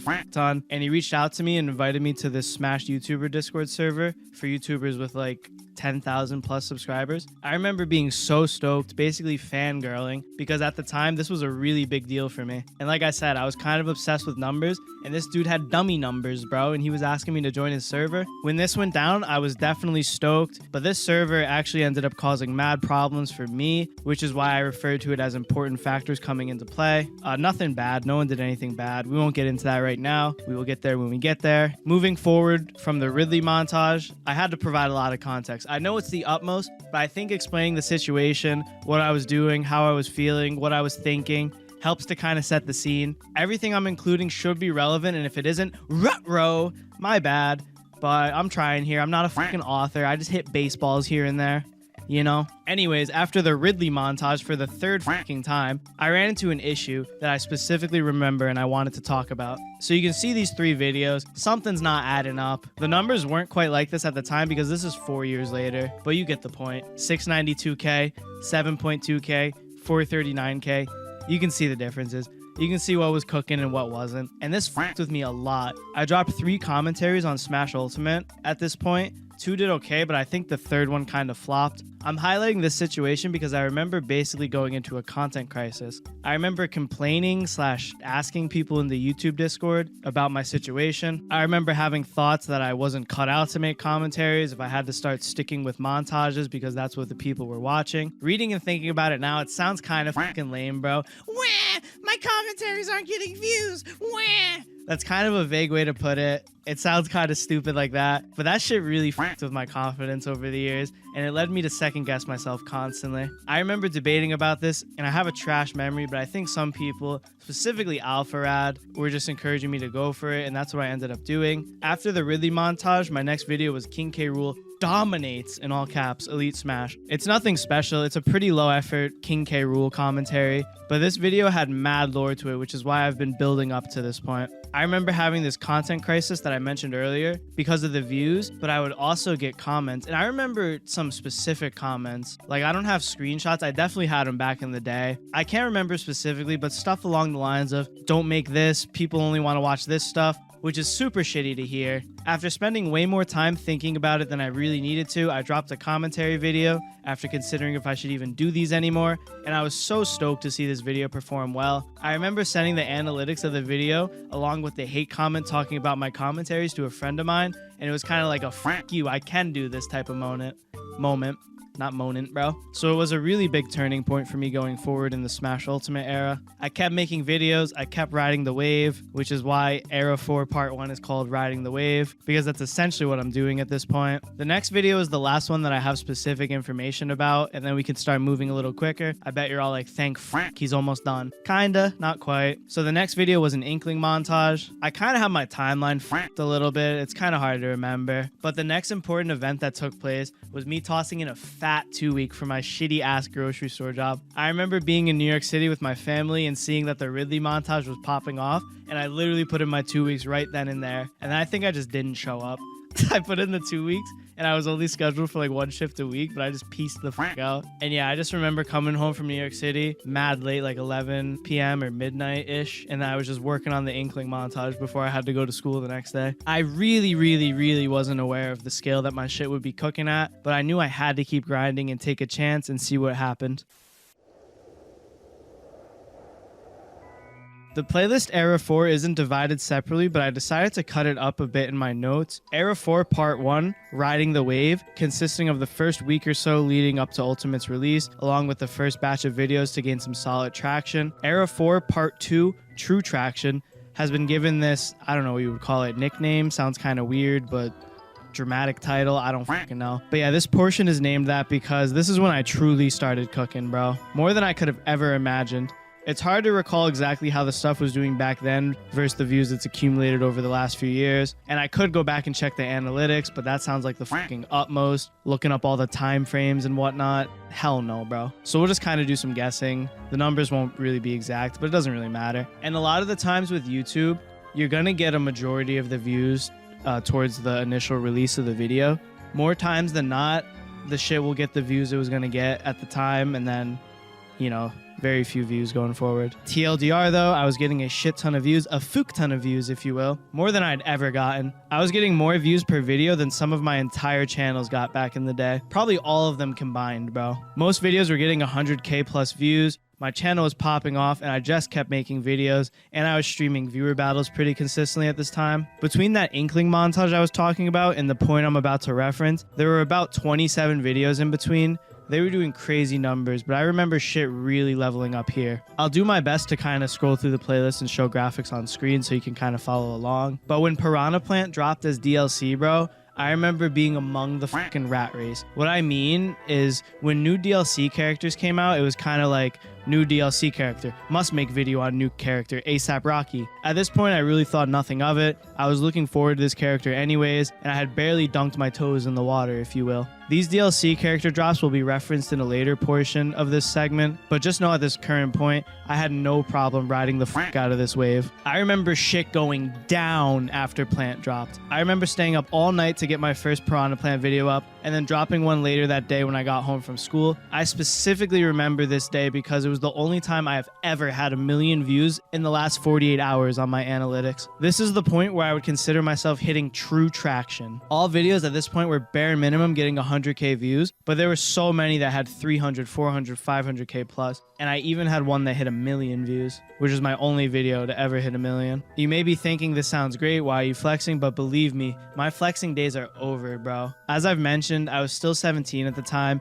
I was in my senior year of high school. The time period we're going to highlight right now consists of January 2019 up until June 2019 when I graduated, despite the Era 4 playlist running up until the end of November 2019. The remainder of my senior year, which seemed amazing at the time, sprouted an unbelievable amount of problems. The numbers and the views really got to me. I remember making $10,000 a couple months in a row and thinking I was fucking Bill Gates, bro. I was constantly flexing how much money I had, and I quite literally became lost in the sauce, bro. I always wanted to fit in and be popular. I put that on quotes because looking back at that shit now, it's so stupid and it stinks, but I was definitely caught up in trying to be cool and trying to be liked by everyone. I had and I still had a great group of friends, and they were more than I could ever ask for. But I stopped talking to them, not like cutting them off, but I was just hanging out with other people who honestly didn't even care for me as much as my true friends do, you know? But it happens like that. You get lost in the sauce sometimes. But yeah, a lot of these people, they just thought I was cool because I had a lot of money. I thought it was cool as well because I had a lot of money, you know? I would like pay for mad meals for people. I would like fill up people's gas tank for no reason. Cause like I never got to experience being like a broke high schooler that never had money for gas, you know? I got my license really late into my senior year. I think like April, so only with a couple months left. I literally bought my car before I got my license. But yeah, bro, I was very fortunate to be able to get a really nice car. I didn't have to buy a fucking $1,000 absolute junker Honda Civic from fucking the 1800s, bro. So don't get me wrong, I'm very fortunate I was able to buy a nice car. But I don't know, dude, it just rubs me the wrong way, what I'm about to get into. It's just a Subaru. It's a 2018 Subaru Impreza, all right? I think it's like the premium one. I don't fucking know. It's got like the heated seats and the moonroof. It's nothing crazy, bro. You know? I think it was maybe like $22,000. I didn't pay all of it in full, but like, I don't know. It was a very nice car, especially for high school. It only had like 5K miles. A 2018 car with 5K miles in 2019. It's very nice, and I'm very fortunate I was able to buy that, you know? It was one of the few good purchases I made with my money. But bro, like it's not even a WRX. If you don't know what a WRX is, it's basically just the faster version of my car. It's the cool version of my car. Dude, just looking back at it, thinking of me going around, yeah, I got a Subaru. Yeah, I probably spent like $22,000 on my car. Like, dude, it just fucking kills me, bro. Like, I remember dropping that when I was on this date with a redhead. I was just telling her how much my car cost, and I was trying to rizz up this one girl, and I was yapping about how much money I made. Yeah, I make like 10K a month. Yeah, I'm probably looking pretty good to make 6 figures this year. It's just so cringe, bro. And like that shit had me fucked up because she ghosted my ass. Thank goodness she didn't entertain that shit or take advantage of me. I would have deserved to have my bragging ass taken advantage of. But like I just didn't understand it for the longest time. Like, oh, dude, why'd she ghost me? Like I didn't even do anything. Like at least like text me back if you don't want to hang out. But yeah, looking back at it, bro, it's just so bad. The money and the numbers really got to my head and really changed who I was as a person. And I'm so glad I went through all the shit that I'll get into as we keep going here, because my ass really needed to be humbled, bro. I pulled up to school a couple times in a fucking expensive ass Versace robe. I had Gucci slides. I'd wear these clout glasses. Like I just needed to be humbled, bro. Like, I was quite literally lost in the sauce, bro. Like, thinking about all this shit and talking about it, it just grosses me out that I was ever like that. This is why I wanted to go back and highlight the whole YouTube journey and the problems that came with it for me. Having a lot of money isn't the problem. How I handled having a lot of money was the problem. I had struggled with really understanding who I was and where I fit in, and this shit really didn't help. I manipulated myself into thinking having a lot of money is a likable personality trait. I'm sure it is to a lot of people, but I definitely don't want to be around people who seek a trait like that. Stuff really went downhill going forward.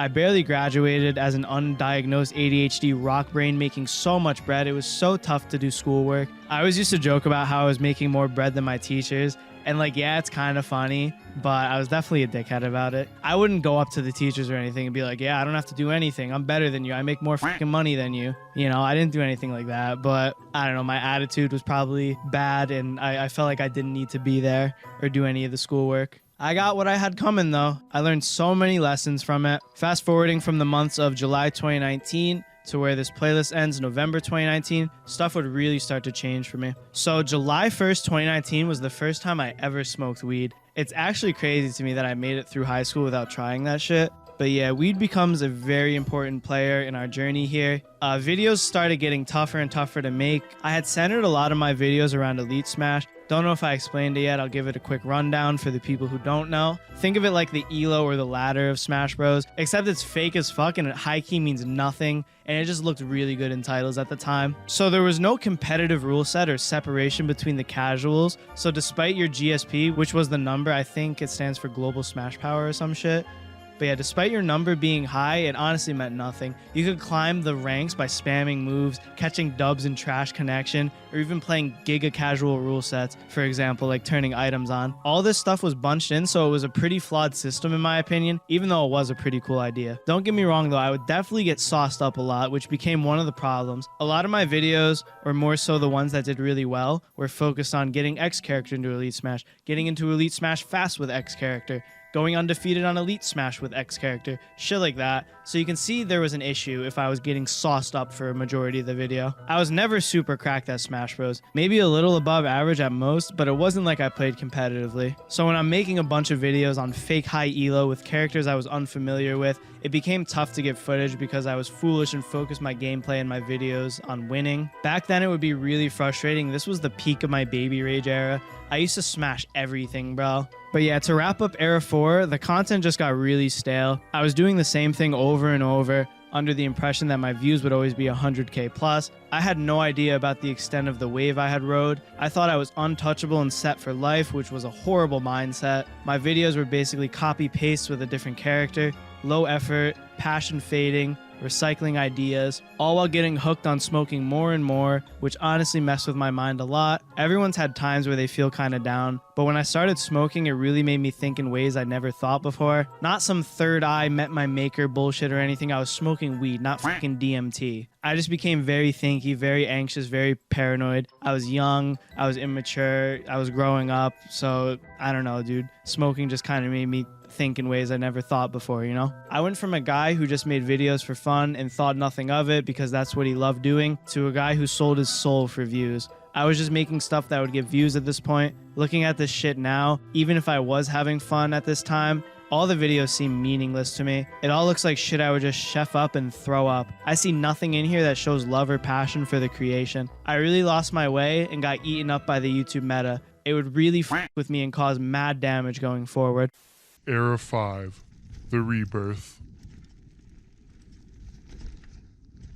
Quack Era 5 I titled as The Rebirth. It took a long time and I had to go through a shit ton and learn so much, but by the end of this era, it is really when I started to get my shit together and become more comfortable on YouTube again. I really started to find my style and figure out what I wanted to make and where I wanted to go with my content, but that's at the end of this playlist. We have to cover the ailments that got me to that point. This playlist covers from December 2nd, 2019 all the way to March 29th, 2021. After graduating from high school in June 2019, I had been trying relentlessly to move out of my parents' crib and get my own place. One of my best friends was going to college in North Carolina, so I kind of ended up there for no reason really. Kind of had no business down there, but at least I was going to be living with one of my boys. Finding the place was tough though. I lived 12 hours from where I was going to move, so I couldn't just go on tours out the wazoo. I remember July to December 2019 being a pretty stressful time for me. Looking back on it, I really don't remember why. It wasn't that bad, but I was still young, and this was when I started smoking a lot, so I just had mad ailments, bro. I don't think I was truly being fulfilled with the content I was making. I had some baby rage issues and I used to smash mad shit, and since I had a lot of bread at the time, it wasn't really an issue. I could kind of just replace whatever I wanted to. I remember being annoyed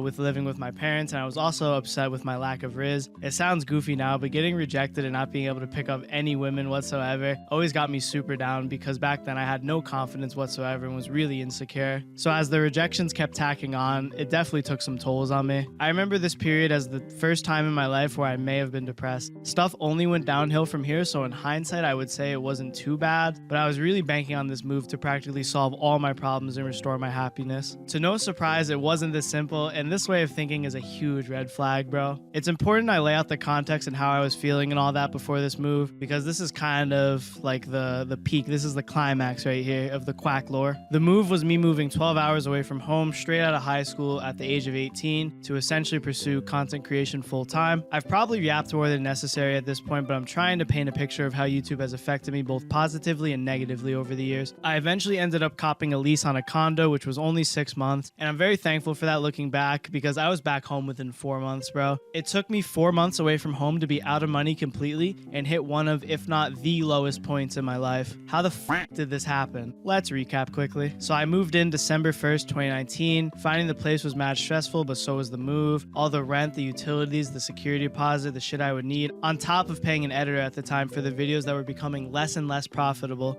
To put it simply, it was bread. A fuck ton of bread. My parents helped me out and I eventually made it there despite their request for me to save money and all that, yada yada yada. I was mad impulsive and stubborn and I wouldn't have learned any other way, so I'm glad I experienced it. The drive down was supposed to be a 12-hour drive, but I-95 is the worst highway in the world, bro. There was no joke a car crash every 5 to 10 miles, making my trip like 17 and a half hours. And I had just gotten my license earlier this year and I didn't really care for driving. But yeah, this trip kind of ruined driving for me for mad long. And I wouldn't even want to drive to the Walmart that was literally 5 minutes away from my house. I bring that up because it would definitely go to impact how I lived for the next couple months. When I got down there, the realization started to kick in as the days went on. I had this big place to myself. I had never cooked for myself, never done laundry. All the basic adulting shit was all foreign to me because Mama Bear was and still is the GOAT. But yeah, once I realized moving 12 hours away from home wasn't going to magically fix all my problems. In fact, it would actually cause a whole batch of new problems. It really f***ed with me. My content suffered both consistency-wise and quality-wise. I would just smoke and throw shit together. No passion to be found anywhere. Just truly making shit to get it up at this point. Don't get me wrong, I wasn't straight miserable making content at this time, but it definitely felt more like a job than something I loved during this period. There's actually mad comments on some videos about how baked me and my friends sound, and I remember Mama Bear texting me after one of the videos saying I sounded really tired in it. I don't remember a lot from this time period, to be honest, because I was fried dizzled through a large portion of it. This is around when the infamous 10 Blunt Night took place, a historical event indeed. I kind of laid out my lifestyle and my mindset while I was living down here, so we can kind of fast forward. It was around March 2020 when my friend I was living with ended up going back home to New York. His school was shutting down because this is when the Rona shit started breaking out everywhere. By this point in time, his company was one of the few things I really looked forward to, so it was rough on me when he dipped out. I was just alone in a condo for days without leaving my house. I spent every last dollar I had on DoorDash and weed, and I kind of just smoked myself into depression. I had really lost touch with reality, and I really struggled with maintaining any routine whatsoever, along with any relationships. I remember burning mad bridges for no reason because I became so paranoid that everyone everyone was out to get me. Some of the people I talked to in high school no longer talk to me,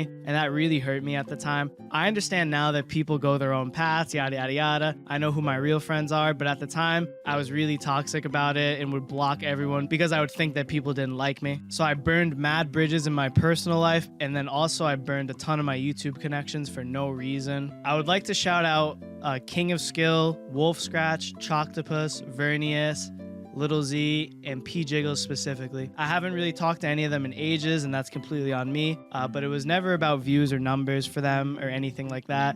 They were very kind to me and always gained with me or invited me to shit or asked me to record shit with them. It was never just what can I gain from them, and I have a lot of respect for that. In no way, shape, or form do I expect any of the connections you make through YouTube to be fucking super amazing and you become best friends with them. I know people are busy. I know they have their own shit to do, so my mind got the best of me back then, but I understand now. But yeah, I do appreciate these guys for keeping it real with me, and I do apologize for my immaturities at the time. The YouTube game is hard, man. Recording and constantly smoking really fucked with my social skills, no joke. I've struggled socially for the last 4 or 5 years from all this. I remember becoming mad insecure about my commentary, not knowing what to say, comparing my commentary to what other people were saying when certain shit happens. I really lost touch with myself, and I didn't know how to act or socialize in general, but especially in my videos. I felt like I wasn't funny anymore, and I tried to use scripted lines when recording with people to contribute, but it felt shitty. One specific event I remember is Little Z invited me to Jackbox along with a bunch of other YouTubers, and it was supposed to be a fun thing, but my mind was so fucked and my social skills were becoming so shit, it ended up being kind of a tragic event for me, and I've only played Jackbox once ever since. First of all,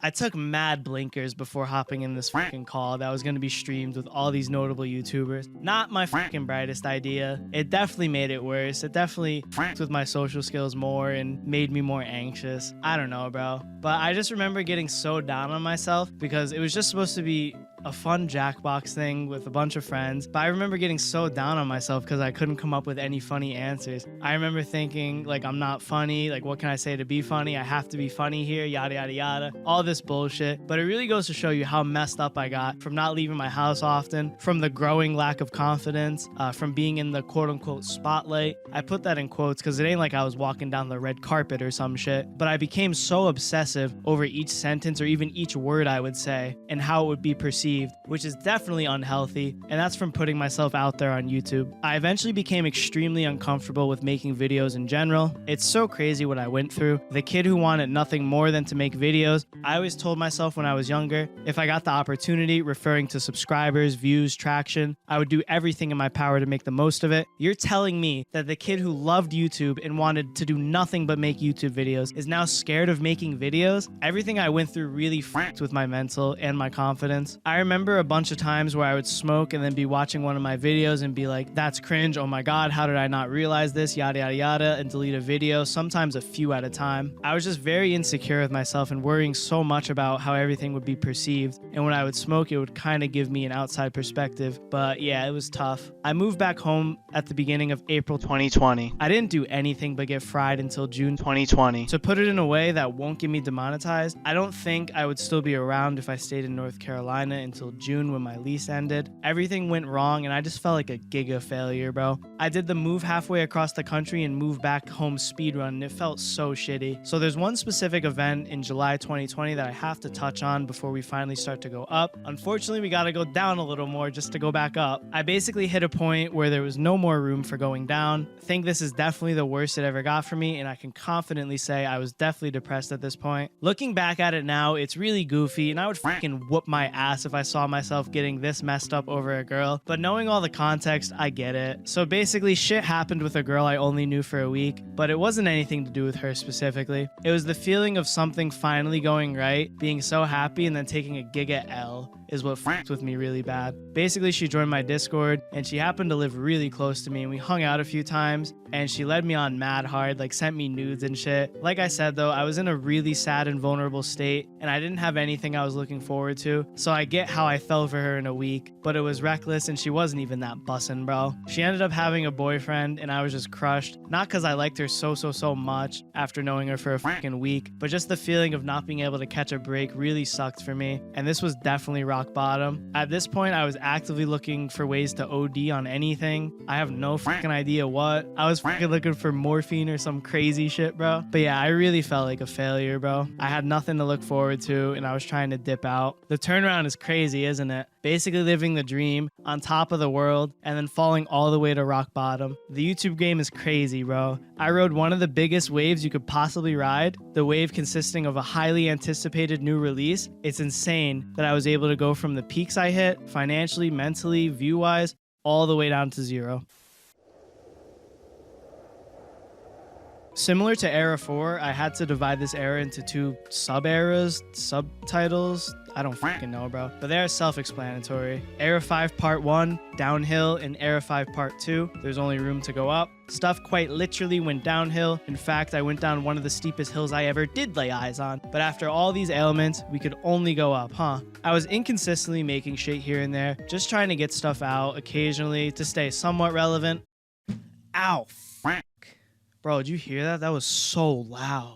By this point, throughout all the content struggles and hiatuses, my channel name and Smash Bros being in the title and thumbnail could only carry me so far. I was in the 30 to 50k range view-wise, 50k being pretty solid, but yeah, it was still pretty shitty seeing the numbers be cut in halves, sometimes even thirds and fourths. So this string of videos here just really shouts desperation to me. Videos like, I want to match with every character, and I challenge myself to win 50 matches with Steve were no fun for me at all. Long, tedious, endurance-based videos have never been my style. I have attention deficit problems and run out of steam quick, so shit like this just ends up becoming a frustrating chore, especially when I'm relying on winning to proceed with the video. But yeah, seeing this specific chain of videos just screams to me, look, big long challenge video, and look at me. I'm making videos on the new DLC character. Do you guys see me? Give me the views. This is the new guy, Steve from Roblox. I touched on this earlier, but yeah, the DLC rat race was really toxic for me. It could have been so simple, but I was so caught up in comparing myself to my peers. They got videos out on the new characters ASAP Rocky, and don't get me wrong, bro, it's common sense. It's easy marketing. New character slash thing, new video. New character slash thing,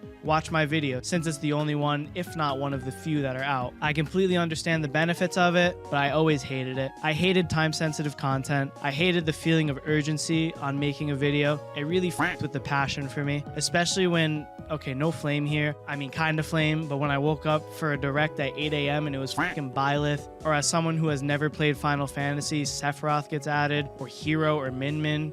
If you like them, you like them. But for me, it was like, wow, whoa, holy shit, I actually don't fucking care at all, bro. Am I gonna drop everything to make a video of this character? Yes?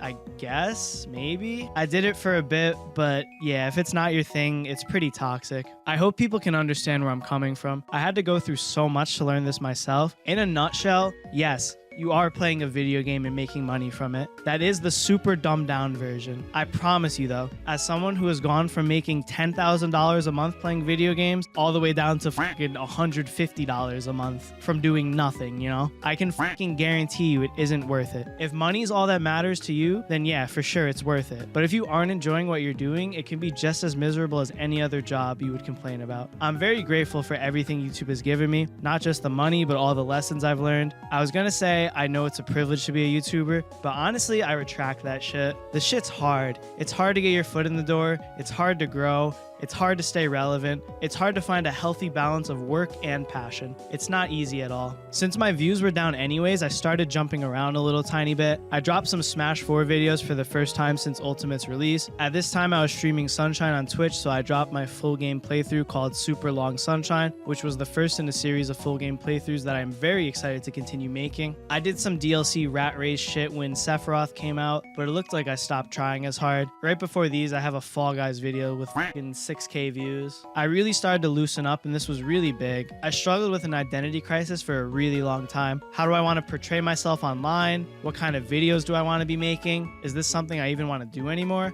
I would always think about these things. The answers are so simple. How do I want to portray myself online? I want to be me. What kind of videos do I want to be making? Whatever I want to make. Is this something I even want to do anymore? Yes, of course.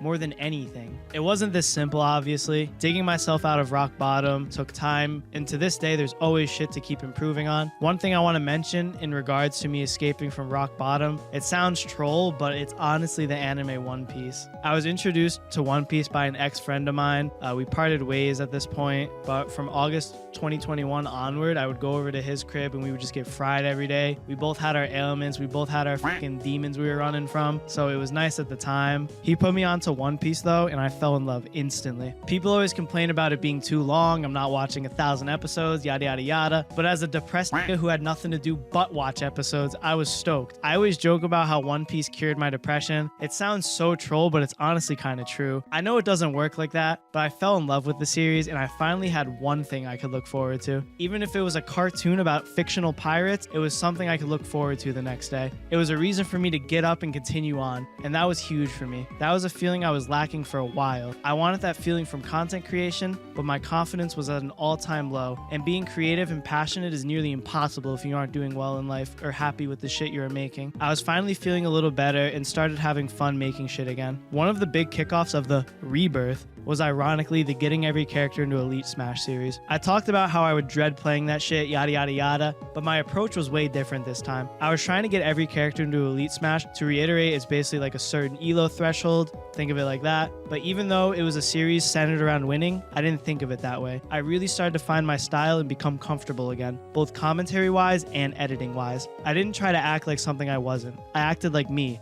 I embraced that I was dog shit and had no fucking clue how to play Ice Climbers. It was a series based on winning, but its main purpose was entertaining. If I win, that's great, but I need to have fun. That was the top priority. I started sprinkling in Double Dash, Odyssey, more Smash, just whatever I wanted to play. And after a long time, I was finally enjoying the shit I wanted to make. It didn't feel like a chore anymore. The passion finally started burning again, and thus, the duck had been reborn.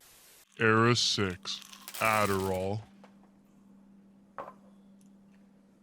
At the time of writing/recording this, Era 6 has yet to be named due to it being the current era. I'll put up a picture on screen, but Era 6, which is what I'll be calling it going forward, right now it just shows up as Quack Era Current, and then the description's actually Peak Quack, which couldn't be more incorrect. Once this video goes up, it'll be the start of Era 7, and that playlist will be known as Quack Current Era, and then Quack Current Era, which was the current era, which will no longer be the current era, will become Era 6, and I've decided to name it Adderall. We'll get there when the time comes, but I imagine you could probably take some guesses as to why it's named like that. It's not rocket science, bro.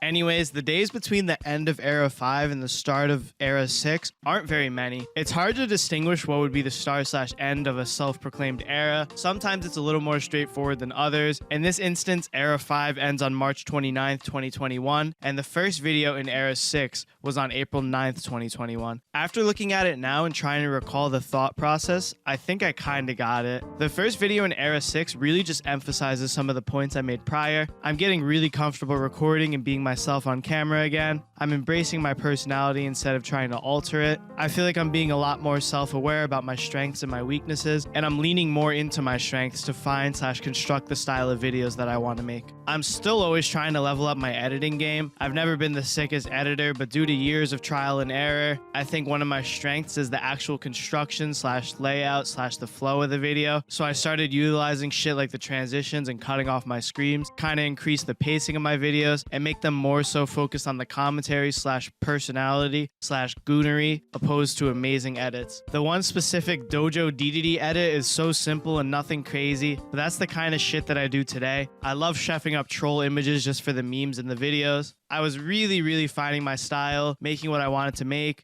Smash, Odyssey, Smash 4, Double Dash, Melee, and then eventually the Sluggers era began. At the start of the Sluggers era, the videos did so bad, bro. I remember the second one, which is the one that has Magic Koopa in the thumbnail. I remember it having 1.3k views specifically, and I think that was after like a little bit too, bro. But the fact that I kept uploading them regardless of the numbers and the fact that they ended up popping off so much, it meant the world to me, bro. For a while, I was still sprinkling in Smash content because that was always my core audience, but I wasn't letting that hold me back from taking risks and trying new things anymore. But when the Sluggers content started to pick up, I pretty much moved away from Smash content completely because I had pretty much made everything everything I really wanted to make on that game at that point. The getting every character to Elite Smash series was fun, and I gave it 10 episodes or so. But if you've ever grinded that shit, you know how ass it is, especially if you aren't some cracked hotshot, which, spoiler alert, I was not. I can't remember exactly, but I think around the 97.0 video, I realized that, oh shit, I really have something cooking here. Because it was around that point that the Smash videos completely hit the okay, bye.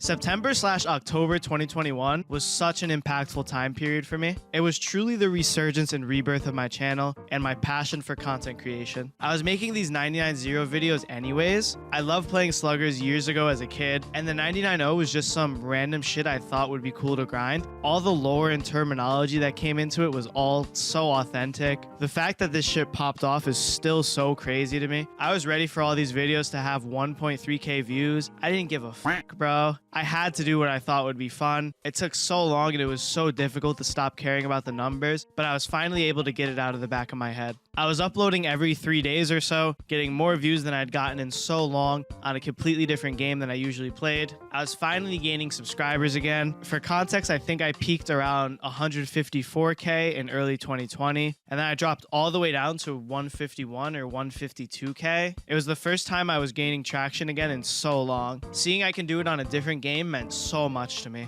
There were still some fears though. There always will be. They were similar to fears I've had in the past, but I think I handled them way better this time around. Back in the day, if you made Smash content exclusively or even the majority of the shit you made, you were kind of just deemed as a Smash tuber. Being restricted to playing one type of game is so ass and limiting. I knew there was way more I wanted to do, so I made sure not to make the same mistakes I made last time. My channel was really cooking, but an Odyssey speedrun doing 20k and a couple Double Dash videos doing 30k was really good for business. I always had a thought in the back of my head that I was traveling down a similar road that I did in the past, that I would end up being deemed a slug tuber or some bullshit, only get views on that, eventually get burnt out, and repeat a similar cycle that I did with Smash content. I couldn't help but have these fears linger, but this bit of traction felt so different than my peaks in the Smash era. Even with shit in the Smash Bros era getting 300 to 500k views, I don't know, bro. When I look back at it and compare it to this time period, the peak of the Sluggers era just feels better in every way. I'm not just getting a shit ton of views because a new game came out. This game came out in freaking what? 2008, bro. So did I hit a really niche community? Yeah, but it's not like I'm riding the wave of a new release. This game's coming up on 20 years old, bro. 15.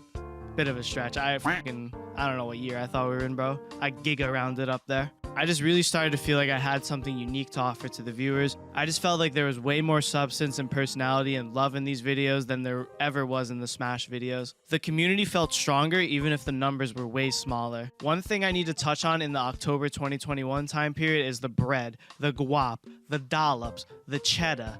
The money, if you will. So October 2021 was my highest earned month ever, and being able to do that 2 years later with less views, without riding a wave on variety content was really special to me. It wasn't the money that really mattered. Yeah, it was a fuck ton of bread, which is great, but it just kind of gave me some confirmation. You can still do this. Your time isn't up. You were meant to do this shit, bro. And you don't want to do anything but this. I'll spill the beans, all right? February 2019, which was around like the Piranha Plant era where my shit was really booming, like 300 to 500k plus views a video. I think it was around $10,398 for that month. It's weird that I remember that super specific number, but it's kind of an important number because up until recently, well, not recently at this point, but up until this 2021 Sluggers era, that was my most earned month ever. But October 2021, I made 10,500 something, bro.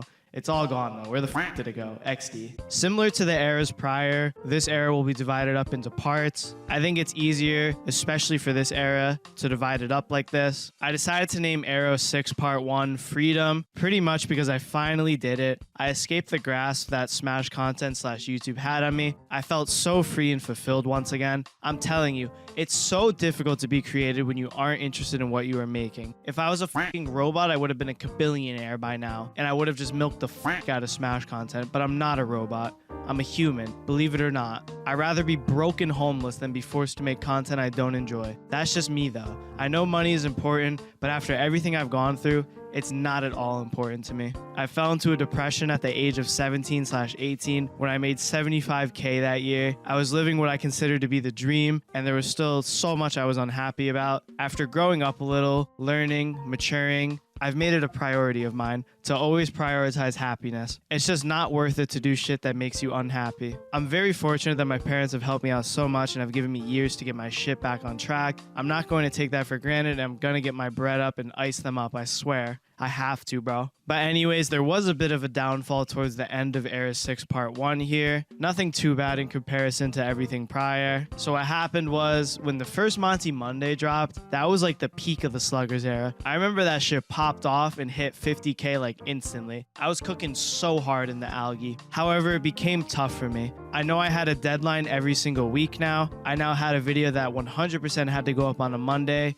every single week. I didn't think it would be a problem, but it definitely contributed to a little burnout. At this point, I was still undiagnosed with ADHD. I've always struggled with deadlines, following a schedule, working under pressure. Pressure in this context is getting the video up on time. I've always had poor time management, so this series was kind of the mini death of me. I don't want to say the death of me because, like I said, it wasn't that bad, but it definitely fucked some shit up and made me reconsider how I want to do shit. So we'll call it the mini death of me, alright? It's mad funny, bro. The first one goes up on a Monday. The next one goes up Tuesday, 2:58 a.m. EST. And I was like, oh, 11:58 PST still counts. And then the week after that, that shit went up on a Wednesday. And then the week after that, never posted another one ever again on the Quack channel. Due to the factors I mentioned earlier, I would be working on this up until the last minute, sometimes past the last freaking minute. And I was just pulling minutes out of thin air, bro. So I wasn't really able to work on anything else. I realized that this shit really wasn't going to work out for me, so I had to scratch it and change up the strategy.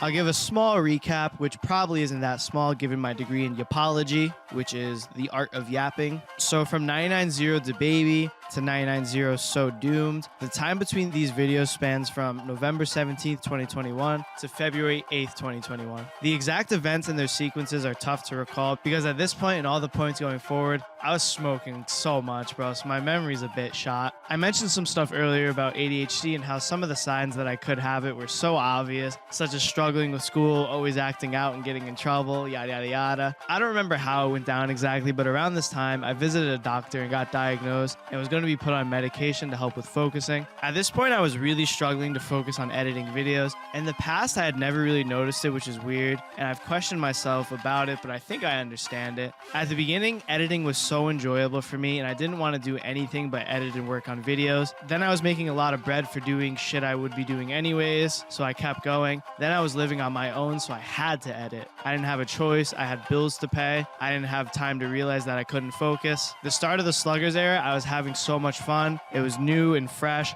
As I was leveling up my videos more and more and they required more and more work, I struggled with that. There's times when I spend hours on shit that's only on screen for a couple seconds, you know? It was never like this before, so even though I was enjoying what I was making, I struggled with discipline, work ethic, time management, all that good shit. I remember they were going to put me on some shit. I sat here trying to remember why, and I actually was able to. I remember that they weren't able to right away because I had to check with my cardiologist due to me having pre-existing heart problems to see if it was okay to take the stimulants they were going to prescribe me. And to be honest, that definitely contributed to my editing struggles for a bit. I had a really bad mindset and was under the impression that some pills were going to turn me into an editing machine. That's not how it works, and that's never how it will work. More pills don't equal more work.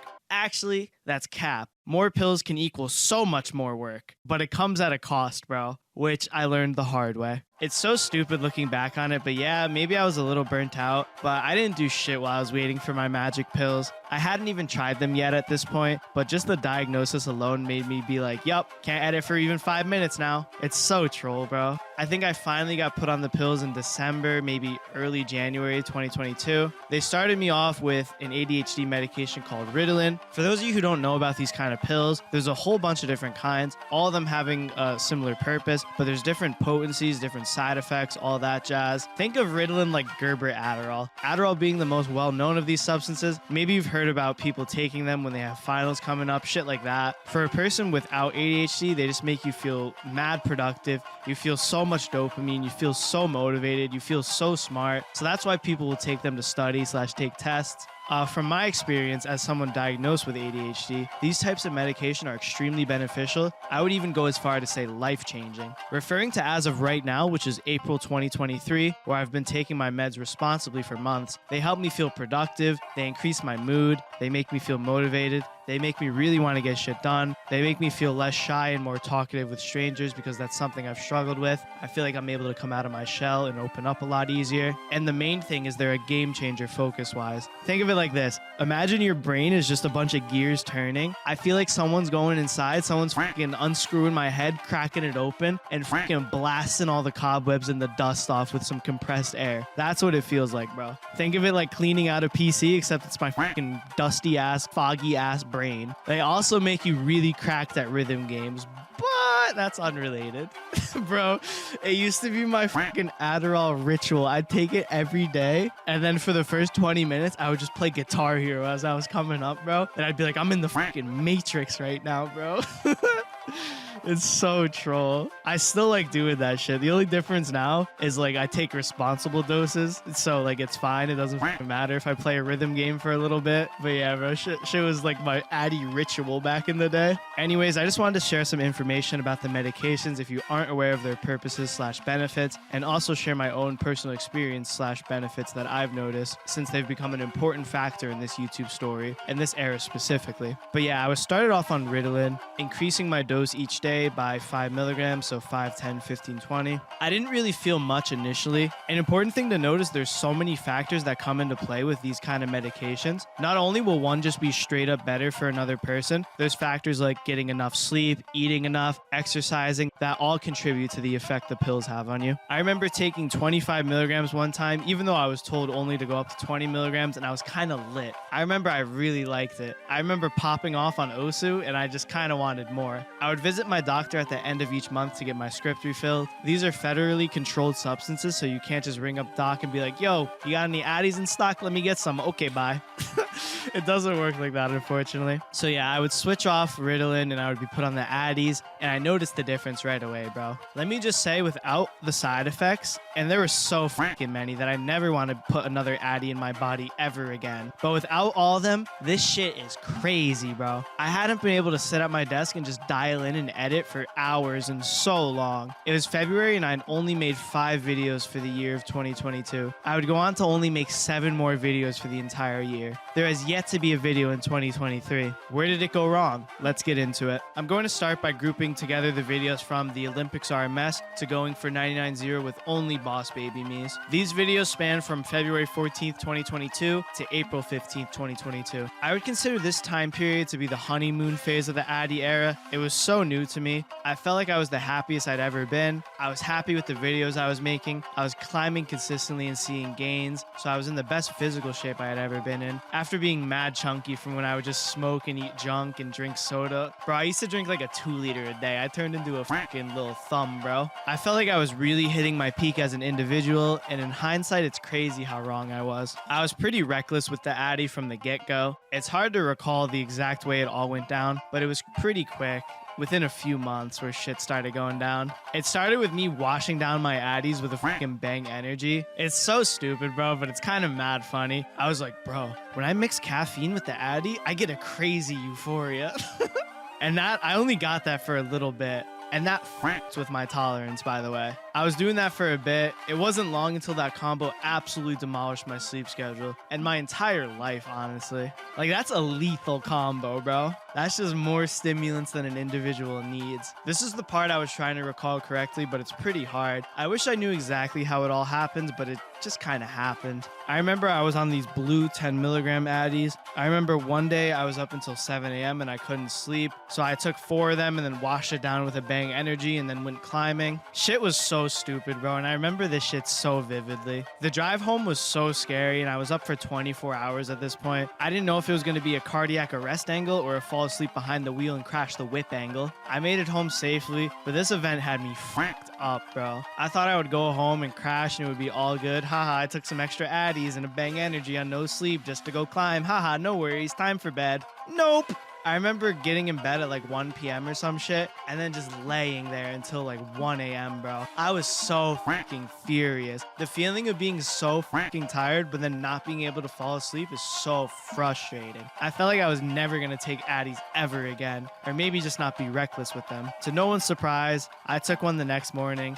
I was back at it instantly. The next visit, I was bumped up from the blue 10 milligram Addies to the 30 milligram orange Addies. I was kind of taking more than I was prescribed already, but the first script was kind of weird because I was kind of finding my dose, so there wasn't really a prescribed dose to my recollection. But yeah, this time it was 30 milligrams per day, simple as that. I can't remember exactly, but I think I was on this dose for 2 months maybe. I remember by the time they bumped my dose up to 2 of these 30 milligrams, 60 milligrams total for the day, I was basically already taking that. But I don't think it happened within a month. I may have fucked around a little in the first month. It would always be with half a pill. I would take my 30 milligram pill and then I would cut one in half. Once you do it once, you're fucked, bro. You cook your tolerance by giving your body the new peak amount, especially if you aren't prescribed it. I have no justifications outside of wanting to get a ton of editing done. Up to this point, I had struggled heavily with marijuana addiction. Marijuana isn't physically addictive, but in the case of a person like myself with an addictive personality and a lack of discipline, it can still be damaging.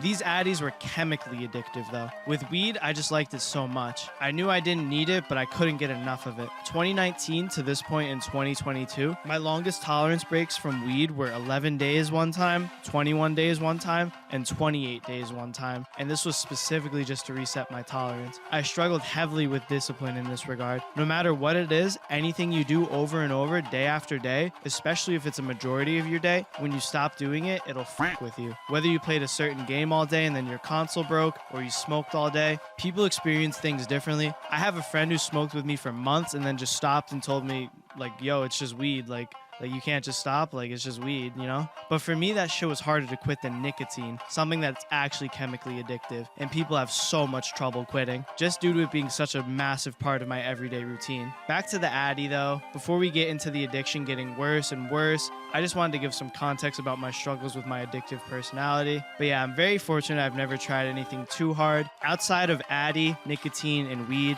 all substances that are known for having a pretty mild reputation in the drug world, but can still obviously be misused/abused. Addy is by far the worst though. That shit had me fucked up for so long, bro. If you don't know, it's literally an amphetamine. I've seen so many people use the nickname legal meth for this shit. We're finally getting into where stuff really started to go wrong. This part will cover around April/May-ish up until I got off this shit around August. So like I said, I don't remember exactly how it went down. I was taking 30 milligrams, then one day you need a little bit more. You cut a pill in half for a little extra boost, and now your cap's at 45 milligrams. Then you take the other half, and now your cap's at 60 milligrams. If I'm remembering correctly, I'm pretty sure I had already taken 60 milligrams before my prescription was increased to 30 milligrams per day, which is 60 milligrams in total. I could have been up to 75 milligrams by that point, but it's just hard to remember. I know for a fact I was already taking 60 milligrams worth per day while I was prescribed 30 milligrams worth, which leads to you running out of pills before the end of the month because those numbers just don't fucking add up, bro. I remember doing so much research and reading so much shit on Reddit during these times. It was kind of a way to give myself justification to keep taking more and more. Like, oh yeah, this dude did it and he was stupid, so I can be stupid too. Just really fucking dumbass shit, bro. No other way to put it. But I would see absolute fiends on there talking about burning through their entire script in 2 weeks, being out of pills for the remaining 2 weeks of that month, and then repeat. And then that would be their kind of tolerance reset, and then they'd be back at it. I wasn't quite there, and I don't think I ever really got that bad, to be honest. I think by the time the end of the month came around, I'd maybe have 5 days where I didn't have pills. But yeah, still pretty reckless regardless. Homeboy at the doctor's office would just keep upping my shit by my request, which is just so bad. The doctor I have now made me wait an extra month when I asked to up my dose, since she knows what had happened to me in the past, and I'm very thankful for that because I was still kind of under the impression that more pills will equal more work. But yeah, I now had 60 of these 30 milligram fuckers in my possession, and yeah, it was just bad, bro. If I wasn't already there by this point, I hit 70 milligrams for the first time, then 90, then 105, then 120, which I think was the most I ever took. I never surpassed that peak, but I was taking around 90 to 100 milligrams a day, which is just so freaking much, especially for a dude with a heart condition. It's so bad, but I justified it with getting editing done. So naturally, the more of something you take, the more shit will happen. Whether that is good shit or bad shit, it depends on what you're taking, I guess. But Addy is so bad, bro. I really can't stress how bad it is to abuse it. If someone watching this happens to be going down a similar path that I was on, please listen to my experiences and then give it some thought. I can't make people quit shit at the end of the day, you know? But if you want to do a fuck ton of Addies, hey, I get it. I've been there. But after being on them for so long and getting fucked up so bad by them, I'll never mess around with this shit ever again. The side effects range from subtle to being really fucking bad. At the start, maybe I would have trouble falling asleep / staying asleep, and I was losing some weight due to these types of stimulants suppressing your appetite pretty drastically. I would get weighed every month, and I would go from 165 to 155, and then I was down to 138. I was so fucking skinny, bro, but that's not the worst of it. One thing that I experienced that was kind of bad was super obsessive and nitpicky tendencies in regards to my editing. I was working on shit for way more hours than I normally would.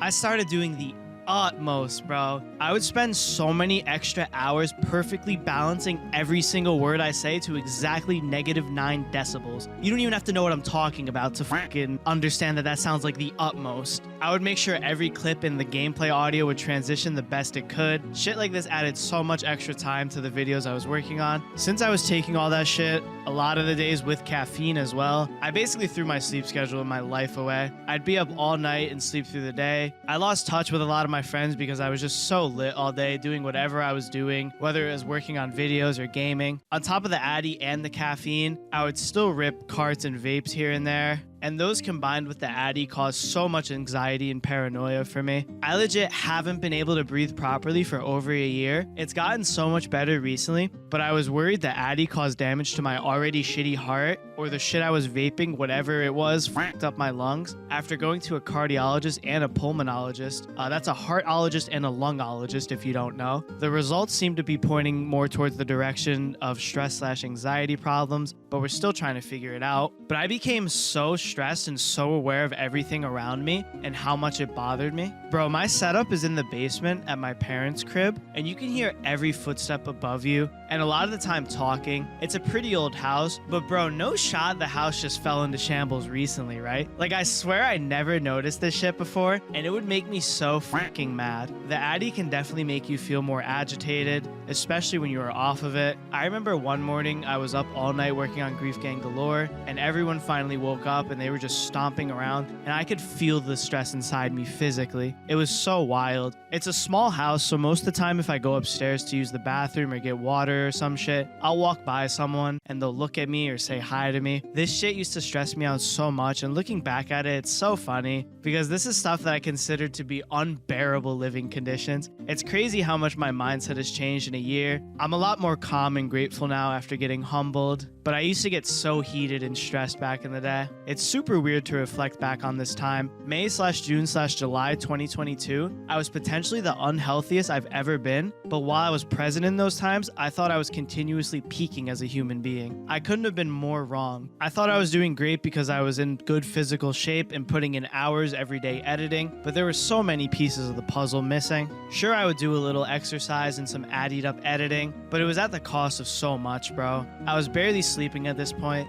5 hours at the maximum. I had no sleep schedule whatsoever. I'd often be up all night and sleeping during the day, which just feels so shitty. I did it when I was younger and it was kind of a cool thing back then to stay up all night, but I don't know, as I got older, it just kind of felt shitty going to bed when the sun was up.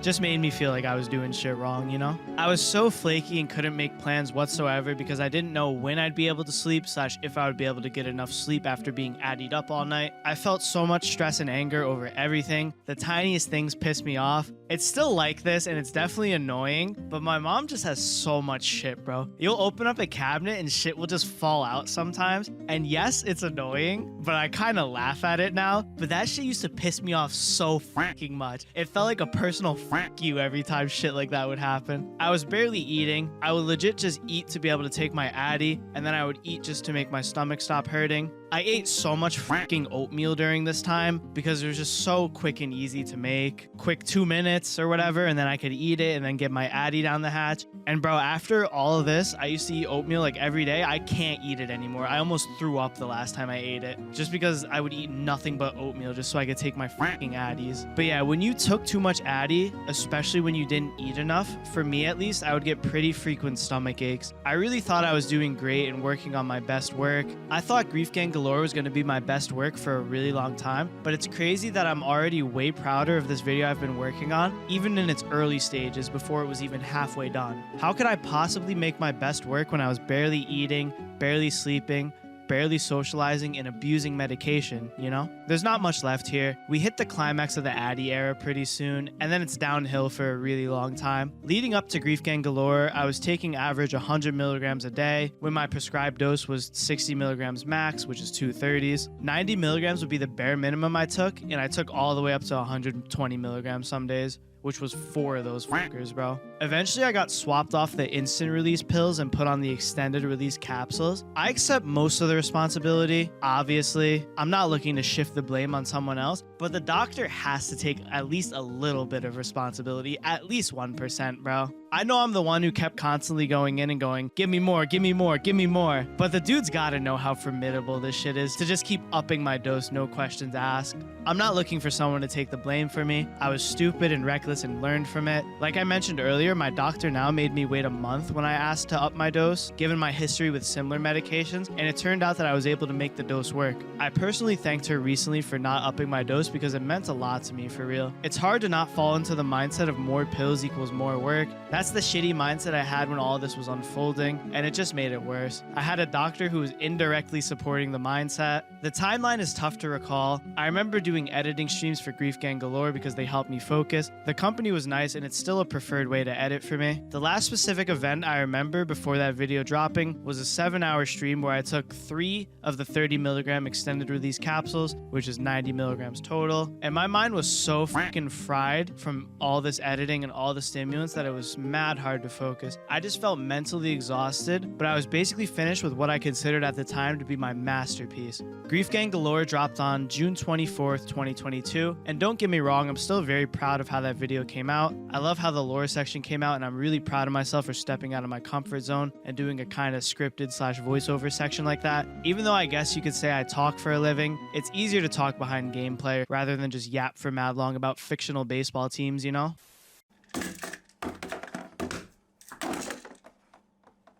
So I can't remember how it went down. I tried to look through my camera roll from the June to August time period for some context, but I really couldn't find anything useful. Just looks like the normal shit. I would climb sometimes, I would skate sometimes, I would play games a lot of the times, I would eat food sometimes, and I would also take pictures of nasty or impressive shits I took, and I would smoke a lot too, but we'll get into that a little later. Eventually I was able to come to my senses and realize I didn't want to do this shit anymore. I wasn't healthy, I felt awful, I wanted to sleep, I wanted to eat normally, I hated that my friends couldn't rely on me for anything, I hated how this made me feel, I hated the feeling of basically selling my soul to a drug, so I decided I was going to stop.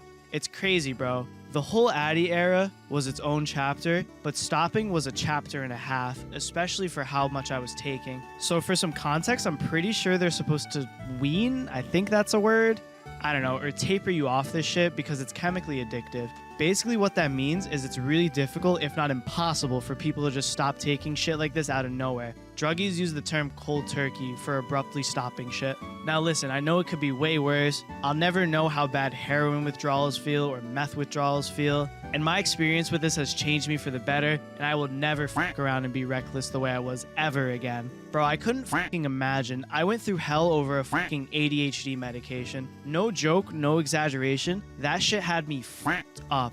I'd never want to mess around with shit like that ever again. I remember my first few days were me catching up on the months of sleep I have sacrificed to the Addy gods. I would sleep 12 to 17 hours or some shit. I would wake up and I would still be tired, bro. I felt depressed before. That 2019 to 2020 era, I definitely felt depressed.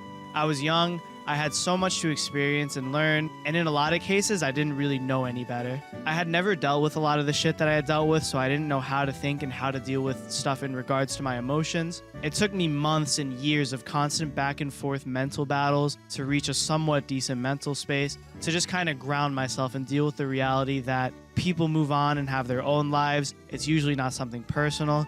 Everything can get worse. Even if you feel like you've been taking nothing but L's, it's okay to take them.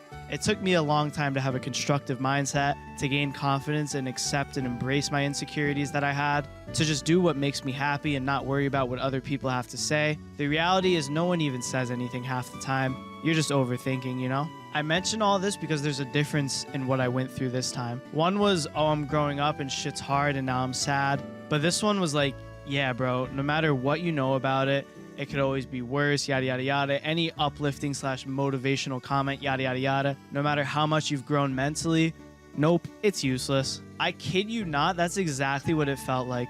The withdrawals from this were so freaking bad, bro. Like I said, removing anything that was consistently a part of your daily routine will cause trouble. But I promise you, this shit is no freaking joke, and I really cannot stress it enough to you guys. If you're being reckless like I was with this shit, or even harder stuff, I can promise you it isn't worth it. I was living what I thought was a happy and productive life, but it was so unhealthy. I thought more pills equal more work, but it'll never be that simple.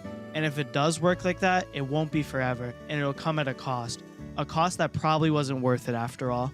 I may have had some good days where I got so much done, stuff I wouldn't have gotten done without taking all the pills, but it cost me so much. From the end of August up until the beginning of the year, I was fucked up so bad. I can confidently say I was depressed. I mentioned earlier that my first encounter with depression was so different. The first one feels so weird to call it a depression, but I know at that point I truly had nothing to look forward to, so that's definitely got to be some type of depression, despite never speaking up to a doctor or seeking help. However, I'm trying to compare the two occurrences. This most recent one was so different. The first instance, looking back on it, kind of just stems from immaturity and being vulnerable, but the second one was no joke. It wasn't just something I could talk myself out of. It's hard to explain, but this depression felt a lot more physical, and it definitely was a physical withdrawal symptom. The first time I had so many different things making me feel the way I felt, but this time, it just felt as if someone put all my emotions on a colorful wheel and freaking spun that shit, and it just landed on depression for a 6-month time period.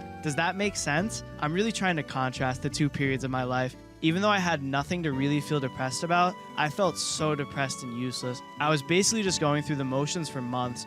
No desire, no goals, no passion, nothing. The difference definitely comes from abusing the shit out of a drug that increases your dopamine. It's so crazy, but my dopamine was literally fried. Like, I could feel it within me. I'm not exaggerating. All the Addy combined with smoking weed and nicotine, and I would also freaking like watch porn after popping an Addy. It just fried the frick out of my dopamine. It was such a shitty feeling. So I was basically just chugging along for months with no real purpose, which felt so shitty. I knew what I was doing was bad for me, but I quite literally rued the day for it. Rued the days, if you will. I did nothing for a month, and I'm just really fortunate my parents have been so kind to me and have given me so much time to get my shit together. They've let me live here and have done so much for me since my first fuck-ups at the beginning of 2020. I basically just spent all my money on weed and nicotine and coped that way. I've gone through periods of time where all I would do is smoke, and this was definitely one of them. I kind of got through these Addy withdrawals by just doing nothing but smoking all day. It sounds kind of goofy and counterproductive, but I really couldn't do anything. The difference between now and then is night and day. Making YouTube videos requires so much drive and motivation, it's impossible to work on shit without that.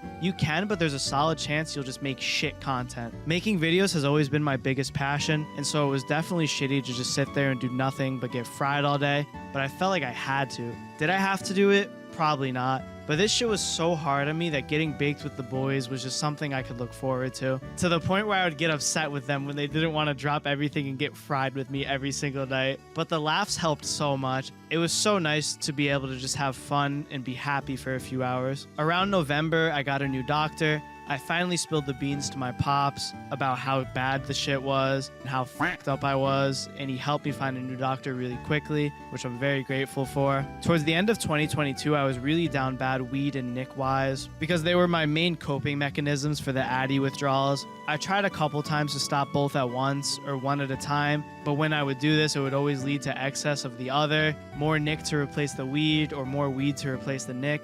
I didn't feel strong enough to quit them both at the same time, so I did one at a time. Spending all your money on drugs, even if there are more mild ones like weed and nicotine, just feels so shitty. The feeling of being powerless to a plant and some chemicals is just trash, bro. Fiending for all this shit and wondering how I was gonna buy my next vape, having to ask my friends for money for my bad habits while not accomplishing shit and mooching off the parents, it just felt bad.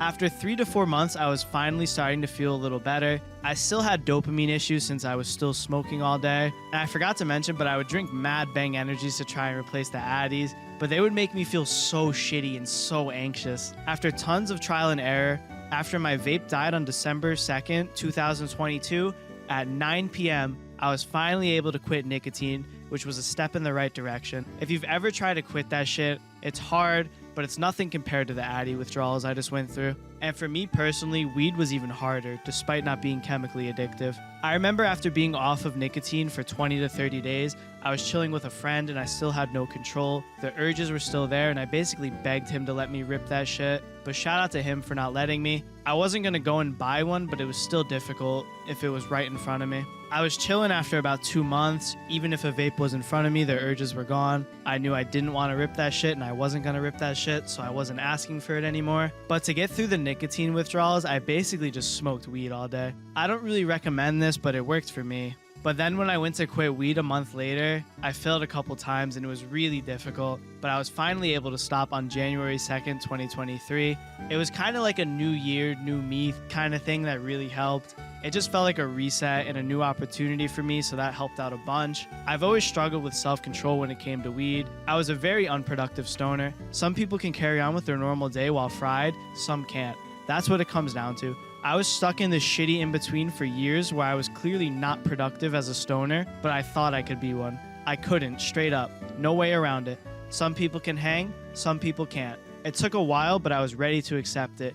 I was ready to make the commitment to YouTube/gaming. I loved making videos, but I loved smoking. I thought I could do both, but it was always one or the other. If I made a graph with the times I stopped smoking in my channel analytics, it's so fucking crazy, bro. They directly correlate. October 2021, I stopped smoking for 3 weeks and my channel was peaking and I made 10 racks. I started smoking again and the uploads slowly fade away. Crazy, right? It's almost like they correlate a little bit. So I felt like I had to pick YouTube or smoking. Obviously, if you asked me, I would pick YouTube, but I really had to stick with it. Not just do YouTube for a little bit and then fall back into the same bad habits and then repeat. So I finally stopped. I remember the first day was really fucking hard. Another instance of a friend refusing my fiending and telling me to fuck off. Very grateful for them now, but that shit pissed me off back then. Shit affects everyone differently. I mentioned I have friends who can go like, oh, it's just weed and stop it like it's nothing. For me though, I was always a fiend and I always struggled with discipline with this shit. So that's why it was tougher for me personally to quit. I remember day 7 was rough too. I was close to relapsing, but I didn't give in. January 10th, I started posting on the Grass Duck channel daily. I didn't feel good enough to really start working on stuff again, but this was nice for me. It felt great to be playing new games, recording new content consistently, and starting to get my foot back in the door. The lower effort, basically unedited content was great for me while my dopamine levels were still recovering. Addy-wise, they were probably good by now, but I had just been smoking for months non-stop, so it was still bad, but getting better every day. I would say February, I was feeling a lot better, but the insomnia that comes with stopping smoking was a bit of a nuisance for a while. March, I really started to feel good again. I was climbing constantly, working on content. The ambition and passion started coming back. I've been reading every night before going to sleep, which helps a bunch with not only falling asleep, but also the quality of sleep. Like, isn't it crazy, bro? Being reckless with some pills that aren't even that good of pills to be reckless with, bro. I could have at least fucked up my life with some blow or something if I was gonna be so reckless. But yeah, it basically took me a year to feel better, and it's truly better than ever. Not only am I responsible with my medication, which I haven't dared fuck with once since this, but I'm also off weed and nic, which is huge for me. I'm not considering it a drug, but I also don't even drink caffeine anymore, which I tried to use as a substitute for the Addy. I've felt so much happier since being able to drop those bad habits. They were never going to mess me up as bad as the Addy did, but my lack of self-control with those substances was really preventing me from progressing forward. From mid-2019 to early 2023, it was kind of like I was in a standstill, kind of just making shit and going through the motions. As of April 24th, 2023, when I'm recording the end of this voiceover section, I'm feeling so ambitious. I'm feeling so motivated to work on these bigger projects that I have in mind. I think the break really helped with my editing style and my vision of what I want to do. Like I've said, I'm doing so much better. Only thing I'm really struggling with is some breathing problems that might be stress related. I've calmed down a lot though. It's getting better and better here and there. It's not as bad as it used to be. And I'm just super grateful that I made it out of this shit. I do have to give a couple of shout outs. I would like to give a big shout out to DC and Cooker, my 2 IRL friends. Despite their pretty busy schedules, we had this period of time from like September to November-ish where we would just smoke and play shit like Chicky Do, which is Ultimate Chicken Horse, Wii Sports, and we'd even run up some chess. Like I said, I really had nothing to look forward to at this point in time. So chilling with the boys and smoking and having some good laughs, it just meant the world to me. It really made it a lot easier to deal with this shit. So I'd like to thank them for that. I also have to shout out my other friend Edwin. He's helped me out a bunch, but he doesn't smoke. So once the smoking link started to dwindle, he became one of my main support systems. This dude's always been there for me no matter what. He always games with me and tried to make plans with me. And I just knew I had to get my shit together because I kept flaking on the dude and it felt so bad. The boys and the kind messages I'd get from the people really helped me get through all this shit. And I'd also like to shout out Dr. Elizabeth. Can't say her last name. She's kind of the GOAT. Shout out to her for accepting me as a patient and prescribing me shit to help. It was really nerve-wracking at first because I really felt like my social skills had tanked over the years. So opening up to the doctor about how everything went down was tough, but she's been very kind and very helpful to me. She's low-key the GOAT, and I don't think this project would have came to fruition without her. So I'd like to thank her as well. While all this shit went down over the years, I'd be absolutely capping if I said it was enjoyable. But I am grateful to have learned all these lessons. Shit could have been way worse. It may have seemed unbearable at the time, but there's people who deal with 10 times the amount of shit that I had to deal with. I wasn't listing years worth of ailments for sympathy. I wasn't listing years worth of ailments to justify my non-existent upload schedule. There are so many people who have stuck around me and have supported me that I wanted to inform them about what's been going on. Recapping my most recent year of ailments turned into a whole YouTube history lesson. Being a YouTuber is a wild concept, bro. I don't think humans were made to be in the public spotlight, have all these eyes on them, and deal with all these mental hurdles that can come with this shit. 15-year-old me would never think of shit like, what would X think of this? How will my actions and words be perceived by the masses? Is what I'm making cringe? Am I really able to do this anymore? Am I not funny? 15-year-old me would never think of shit like this. It didn't matter. I love making videos, so I made them. Almost 7 years later, I'm going to try and keep that same energy. I never would have expected following your dreams to come with so many obstacles, but that's why so many people don't do it. I'm going to keep doing what I'm passionate about and learn from my fat L's, and nothing will stop me, gamers. Thank you so much for watching/listening to Duck Talk. MVPOTSGIMNT is short for MVP of this Sluggers game is my next stat. That shit is a mouthful, so yeah, okay, bye. Hello. I'm so tired. I just don't sleep anymore. I wish I would. I can't talk. I wish we could pull the bear angle. We'll stay up for 9 months, sleep for 3. I don't need sleep to hit dingers, though. I mean, it helps. All right. So, the MVP of this game is getting a nice little spot on my little thigh. Monty's been lonely, bro. He needs a homie on the other leg, you know? So, what we're going to do, I picked 7 players, right? I can't leave this guys in your fucking hands. I can't leave this in your guys' hands. That's the correct word order. I picked 7 of them. I'm gonna let you guys pick 2 of them. All right? Because it's going on my fucking leg. I'm the people's canvas. All right? I don't know. The thing is, what we're gonna do, I have to see if the place I'm gonna go will even let this slide. The last time they just got a print, they just printed a picture of Monty out and traced it. I kind of want to draw it myself. Because for the MVP of this Sluggers game becomes my icon series kind of thing, you know, I draw all the icons myself. I think it would be funny if it was my drawing that got tatted on my leg, right? I think it would be so fucking funny because I would love how scuffed it looks. It'll be like a 4-year-old fucking got a hold of a tattoo gun instead of his box of crayons. How much for the crowd to pick 3? I don't know, bro. That could be expensive. Can I show you the 7 I have first? 1 is Junior, because I don't know, I tried to pick a balance of like kind of power hitters, because a lot of the times the power hitters are just the ones that get MVP because you get the most points for hitting dingers. And I tried to do a decent amount of synergy as well. It would have been funny if Monty gets MVP. We just get another fucking Monty tat. And no Mies, no shot. Like literally no shot for Mies. That was my like one rule. All right, so the potential tat candidates are Bowser Jr. for 1, King K. Rool 2, 3 we have Koopa. We'll go with Red Koopa. Big fan of the Reds. We got like kind of a crazy spicy lineup. I picked Firebro for 4. I picked Dark Bones for 5. And then you might be thinking, didn't you just fucking say you weren't gonna basically pick this team? Relax, relax. It gets spicy. It gets really spicy here. Ready? 6, we have a fraction of a Noki sandwich. I never have Noki on my team. I'm always getting fucking shit on by Nokis. Ah! These are all characters I'd be super down to have on my leg. And then we have Pianta for 7 for some little synergy, right? All right, so here's the thing. I'm gonna let you guys vote on 2, but the thing is, like, I don't even know if you want to waste your pick on like Toadsworth and Blooper and shit, right?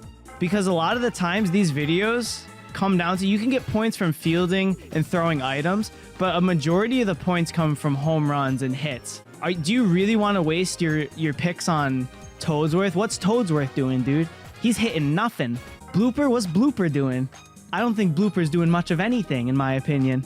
Do your thing where you flood the chat. Try to pick actual candidates that could get MVP. And then I'm gonna do my best to filter 4 of them out to get a poll. Okay, I'm seeing baby DKs. I'm seeing a fuck ton of baby DKs. That's how Conor McGregor says it. A fuck ton. Baby DK, Toadsworth, and Blooper for the poll. We need one more. We might need a poll for who goes on the poll. we can't talk. We might need a poll for the poll. All right, it honestly looks like Wiggler. I could be wrong. It could be the same fucking dude saying Wiggler over and over. Dude, we need a poll for the poll. This is for the 4th slot on the real poll, okay? Lean Toad. Oh, it's a fucking nail biter. It's a nail biter. Why is Waluigi twice on the poll? Oh, bro, you guys are spamming Waluigi. The first one's supposed to be... I don't fucking know. Doesn't matter. It's Boo. I'm ending it. I don't know who it was supposed to be. I don't know who the first... Oh, it was supposed to be Wiggler. I fucking typed Waluigi. Me. Lean Toad won? No, he didn't, bro. Oh, fuck. Yeah, okay, Lean Toad. Okay, this is the real poll. That was just the poll for the poll. So this is for slot number 8. I'll try to put the right fucking characters on this time. My chat's so behind, I just got the last poll. What the fuck? How does that even happen? I just got the old poll too? No fucking shot. You guys using dial-up or what? All right, Lean Toad for number 8. We can't be making a poll for the fucking poll. That's not in the budget this time. Yo, Wiggler's got a ton of votes. What's good with that? He'd be a contender too. All right, I see 37-33 for Wiggler. Is that Ulysses S. Grant in the chat? That's so huge. And that's huge too. That's fucking deep, as they say. I think... I don't know. A lot of the characters would be cool. I feel like Dark Bones would be really cool. Oh, fuck. I shit the bed. I failed the try not to be dog shit challenge. Nah, Monty's not on the team. We're not running the Akimbo Monty tats, unfortunately. That's deep. Not that deep. Beautiful Nanners. We might have the wheels for home here. We might have the wheels here. Ah! Noki's got a say with me. Lax. All right. That's a pissly missly. Ooh! Barely made it over. Huh. Lean Toad. He's goated. All right, what you got, Noki? I'm probably just gonna do one of those. Oh, he's getting stuffed by the table. Did you see that shit? I don't know if Pianta has the wheels. Wow, that's a close play. I miss everyone.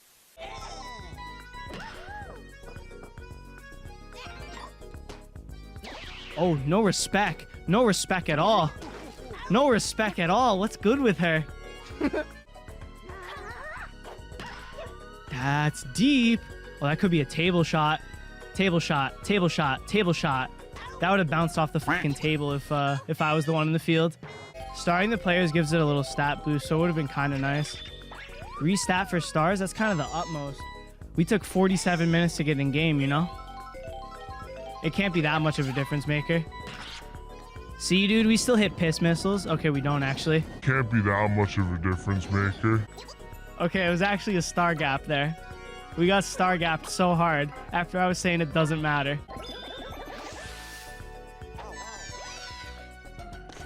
Yo, that looks like it hit me. That shit went right through my face. Koopas. Ah! That works. I'm swinging for the fences. Yup. Stay fair, stay fair. Oh, are you shitting me, bro? Okay. Wow, flames are so dog shit. Does Junior have the close play milkage? The mommy milkers, if you will? Bro, if Hammer Bro gets a grand slam, I'm pretty sure his points will be like really inflated. She threw one down the pipe, bro? Is she out of her mind? It's a grand salami. It's a salami sandwich. Okay. K. Rule's trying to make an appearance on my thigh. Does Lean Toad have anything to say? Fucking moonshot. That's fine. Monty's just standing there. Yeah, we might boogity boogity book it here. Fuck it. Nope. Back. Yeah, that's 2 for Wiggler. That's 2 for Wiggler.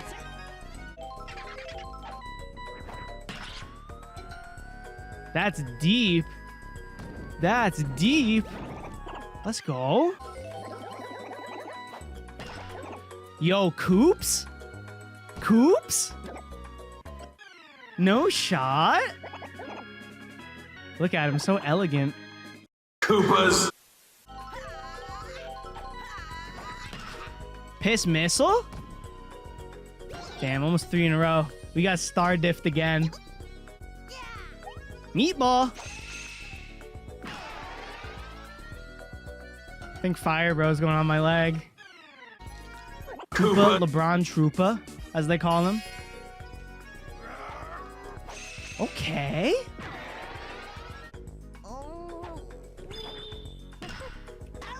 Back. All right, he got sent to the outfield. That could have been a double. That could have been doomed. A doomed play. Table. All right, if Firebro hits another, I think it's wraps. Oh, he fucked up. Or I fucked up. Someone fucked up. He still scores 2, though. I'm pretty sure that's still points. Those purple pitches are so hard to see. That's deep. Not that deep, though. Excuse me. We got counterplay. Oh, fuck. What's good with that?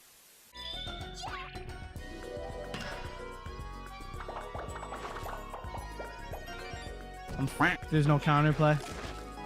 The 99-0 dreams ruins, but we're not here for that, so it's all good.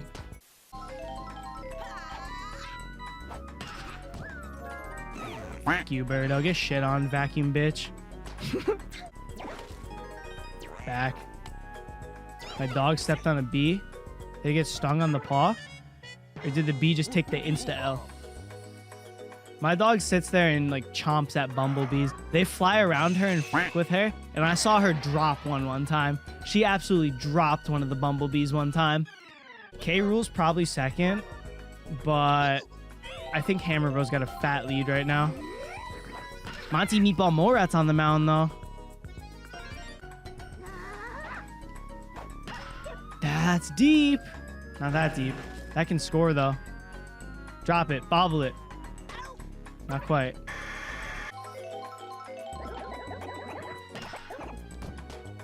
Smoked Koopa with a Koopa shell.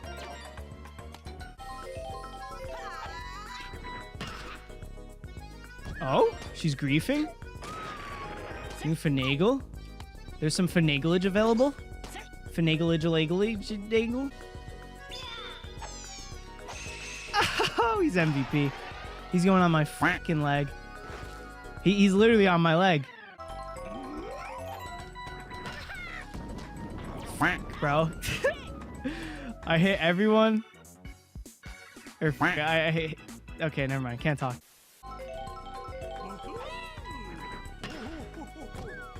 Dude, Peach is freaking griefing. She's just standing there. That's the second time. Hi, how are you? I'll swing with Noki. Okay.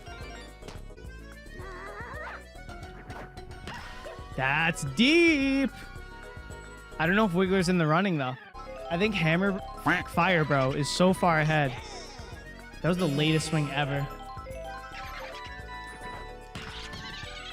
I did that probably too early. Oh, that's gone. Okay, it's not gone. Why isn't this a 99-0 challenge? Because not everything's about the 99-0, bro. There's more to life than getting 99 runs in a Mario game. Such as getting Mario characters tattooed on your leg. Right? You guys think I'm a freaking 99-0 one trick, but I have so many different bangers coming. So much variety content coming. Oh, it slips by. He scores another... Oh, I thought it was 2. It's just 1.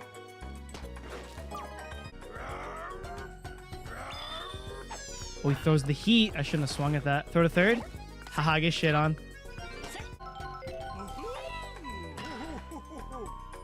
Yo, that was almost the non-sweet spot homer. I've only done it with a starred Bowser, I think. Or maybe Petey did it. Noki gets us Doublade. Noki's got jets, bro. Vroom, vroom. Koopas.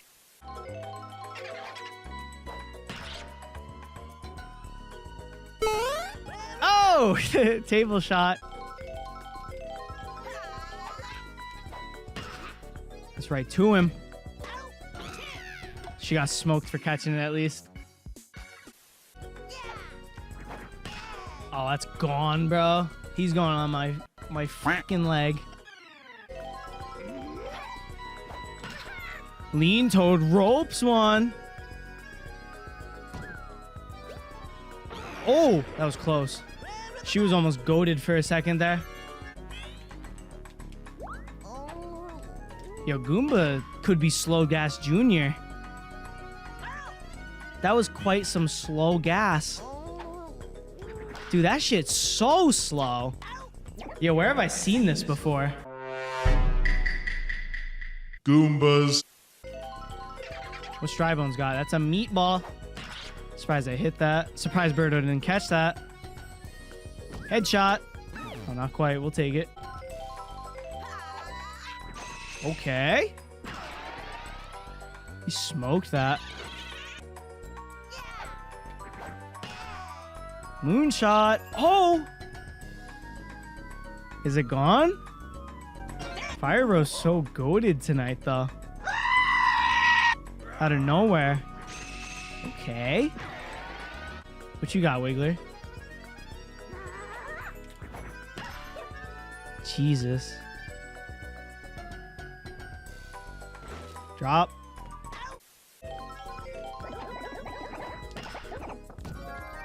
Oh, come on! You can't give me that one? So sad. Okay. Dry Bones, or not Dry Bones. Well, yeah, Dry Bones, but the Dark Dry Bones, aka Dark Bones. He's done good, but Firebro has like, he might have like freaking 15, 20 runs or some shit. I don't know. 16 to 21 now. He has a lot of runs. He had a Grand Slam, a couple 3-pieces. What's good with that?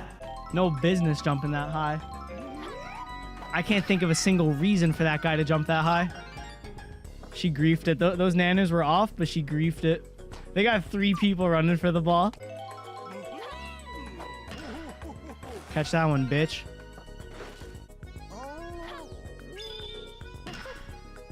All right, fuck you, Gooms. He's got no business catching everything. He's just like a potato in a floating glove.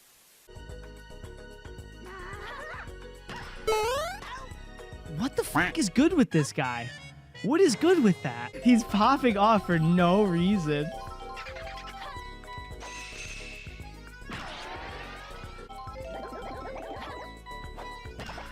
That's deep. Not that deep.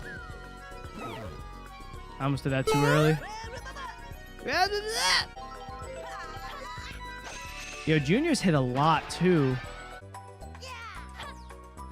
Alright, it's raps. It had been raps, but it's so raps. Rapidos, as they say, over in Spain. That's an impossible shell. Even if it was possible to get the lineup in time, the fucking table was in the way. Oh my goodness, I griefed it. Biggest contender, I'm pretty sure Fire Bro's got like a lead and a half. I'm actually very excited to see the points. What the fuck, bro? He ran away from it and then he did that shit. Laser? Oh, it was close, actually. What the fuck was good with that? We call that one the Giga Grief. Holy mole rats, bro. Double. He's lucky the stakes aren't higher. Could be a bench angle. If we were in a different type of game, you know? Yeah, I'll see what I can do about a little 33 bomb. I'll see what I can do. Maybe I could get some rally caps going. Yo, Dixie's AFK?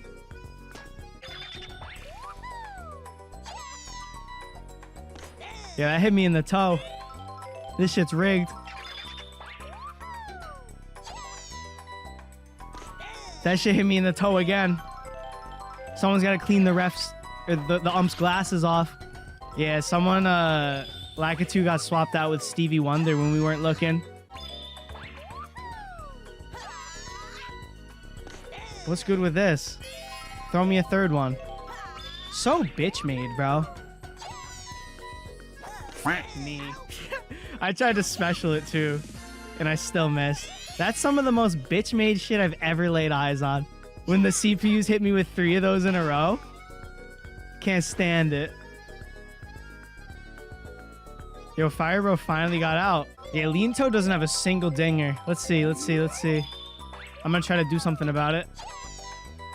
I'm gonna get 3 of these in a row, though. All right, she gives us a pitch. That's deep. Lean Toad.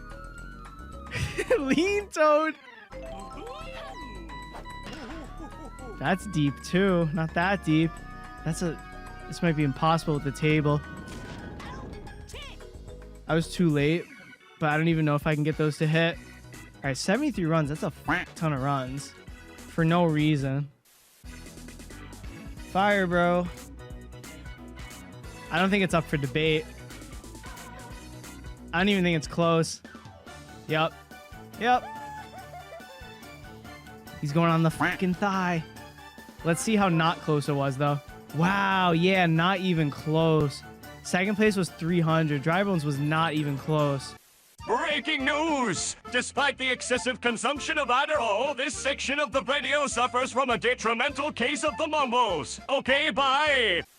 Addy down the hatch. Delicious. All right, so whoa. We're gonna try to draw this. However it comes out, it's going on my fucking leg. Sound like a plan? Sounds like a plan. The only way my version doesn't go on my leg is if the tattoo artist goes like, yeah, we do real art. I'm not putting this shit on your fucking leg. Like, sorry, but we only do real tattoos, not ones drawn by 4-year-olds. That's the only way it doesn't go on my leg. But honestly, if you go there with money and say, put this on my leg, I feel like there won't be an issue, you know? But Quaxo hasn't been in the studio in a little while. I'm thinking about the studio and MG hooking a beat up. Let's go for the head first. Wow. Okay, that's a line. Ah, not really. Okay, that's a line. Nah, not really. Okay, that's a line and a half right there. I don't know why his head looks like home plate, but it is what it is, you know? Wow. Wow. It's doomed, bro. It's crazy how doomed it is.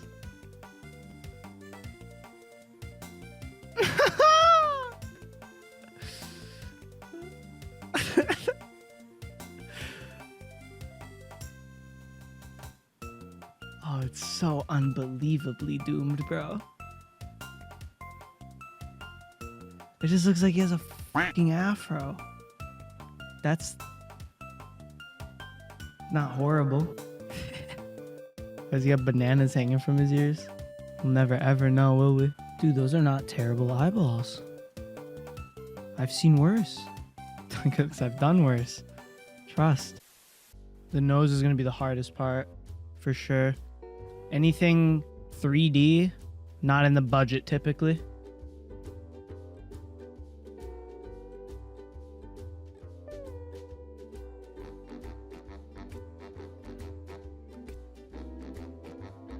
That's like not terrible, no? No, I feel like I have seen worse.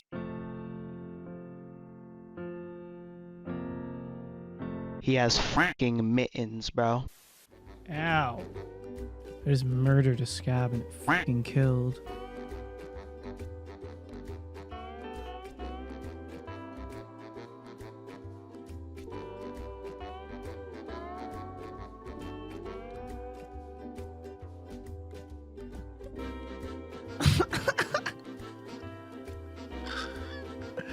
I think we're in, dude, for sure, right? Oh my god, this is fucking awful, bro.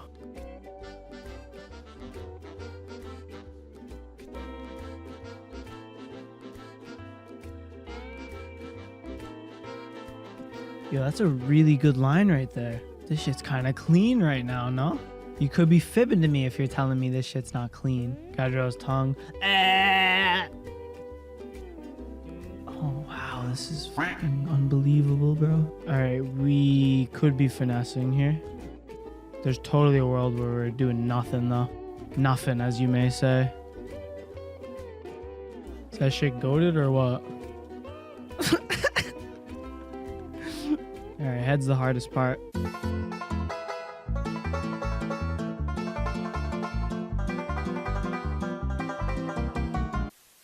Wow. Shell time. Do I just send it? I think so.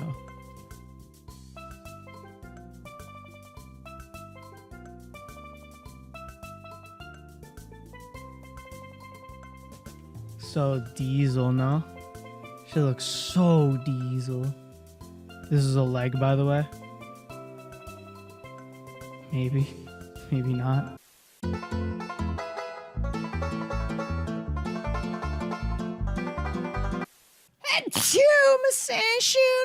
Okay, the outer shell's really fracked. Like so unbelievably fracked.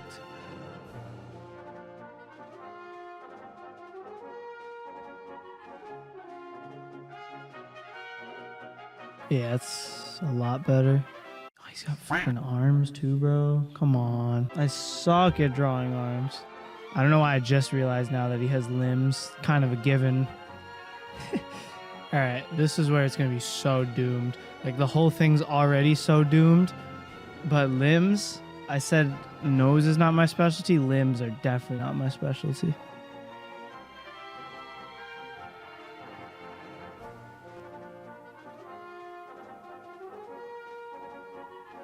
Man, I just cannot draw hands, bro.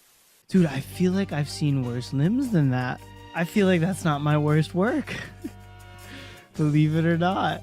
I feel like some of my limbs have seen worse days than that shit. We fucking take those. Now this one. That's a fist, by the way. If you didn't know. Here, I feel like I can save it. Oh! Oh! I'm fucking goated, low-key. Wait, does he have one more finger? Yo! Okay, you can at least tell it's a hand. He's got some... that's a shriveled up hand, bro. Hold up. Is that salvageable? That's a word for sure. Alright, we're almost done. Fuck his little boots. They look like shit. I cannot draw feet. Okay, I guess I say this about anything. I'm like, I can't draw noses. I cannot draw limbs. I cannot draw feet. I guess I can't draw anything. But I mean, I don't have to tell you that. You see this shit? I don't have to tell you that. We been had known that I can't draw nothing. His little clown shoes. Oh my god, that just looks like a straight up cock. Where's his hands at? I need the color. Here? Yeah, there's one. I feel like this part shouldn't have the outline. Kind of makes his shit so beefy though. You see why I don't like shoes? You see these things? What the fuck are these? It's like he's got his legs stuffed in tomatoes, bro. He's got those tomato 11s. What can I say? They're kind of fire. His one leg's fucking ginormous. Yeah, looks pretty good to me. Honestly, could have came out worse, bro. He's got fucking VR goggles on now. Koopas. So I forgot to record me getting the tattoo. I don't know if I would have brought my camera into the place, probably not, but I could have at least done what I did with the Monty tat, where I was in my car like, yo, just got a tattoo, yada yada yada. But definitely didn't do that. So let's drop some dates real quick. This stream was from June 18th, 2022. I drew the drawing 2 days later, June 20th, 2022, and I got the tat 7/12/2022. It's super troll to get a tattoo for views and then not even upload the fucking video. But yeah, here it is. Okay, bye.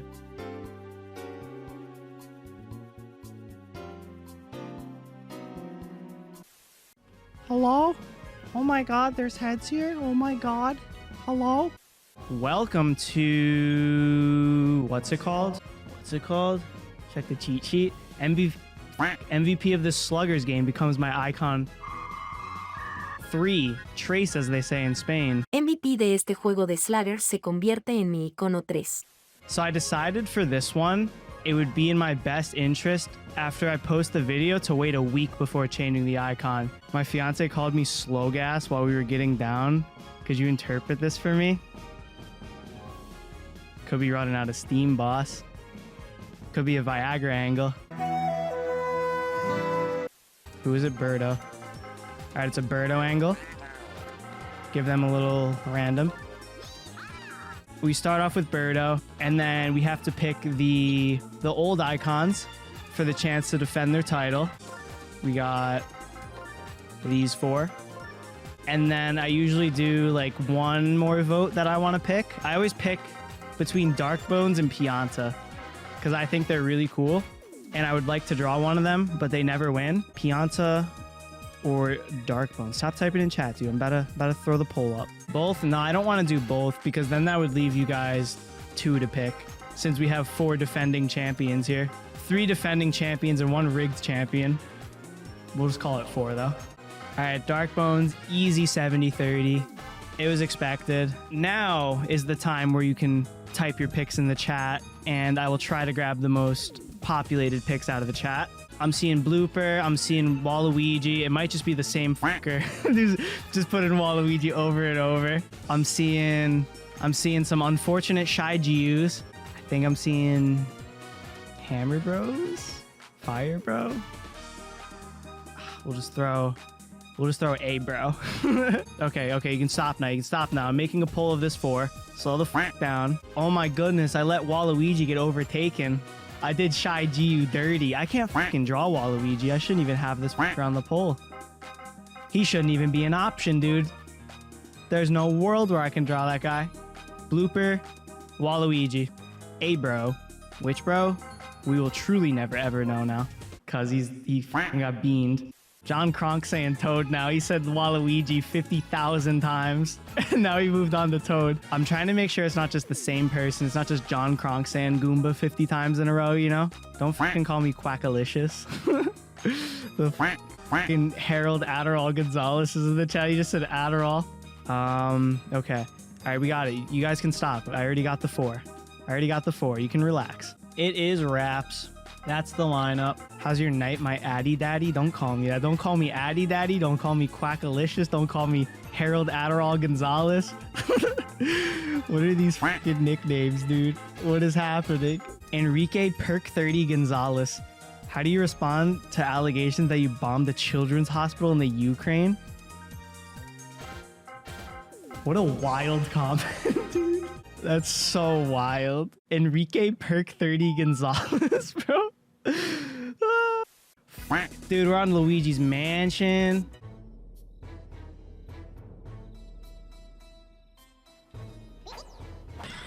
That's fucking deep, bro. All right. Timeout. I got this new chair pillow thinking it would be nuts It's not nuts. It's like, it's fucking a little too big. Replace the chair pillow with Adderall? I can't, dude. What's the lore behind the Adderall? Dude, it's like, there's no lore, dude. Like, literally, I said I'd take it one day, and then this one guy changed his name to Harold Adderall Gonzalez. All right. Yo, that's so unbelievably slow. I was not ready for that shit. Oh, man. Yo. Okay, I wasn't shaking as hard as I could have been. I didn't expect that shit, dude. They have a crack team for no fucking reason. That's deep. Stay fair. That stays fair. We were almost on... Okay, that works. I was about to say we were almost on the boards. That works, though. Draw the MVP taking Adderall. I don't know if I have those kind of skills. Oh! I tried to finesse the system, but he actually finessed me. I actually got shit on. I got fucking smoked. Oh shit. My dinger senses were tingling. Dude. Headshot. What is this? Hiram mixed amphetamine salts Gonzalez. How do you keep your edge in the high stakes world of YouTube? Is that a question? Oh my goodness, it could be a two-time champion. Oh. Yeah, I hit like the most invisible fence in the world.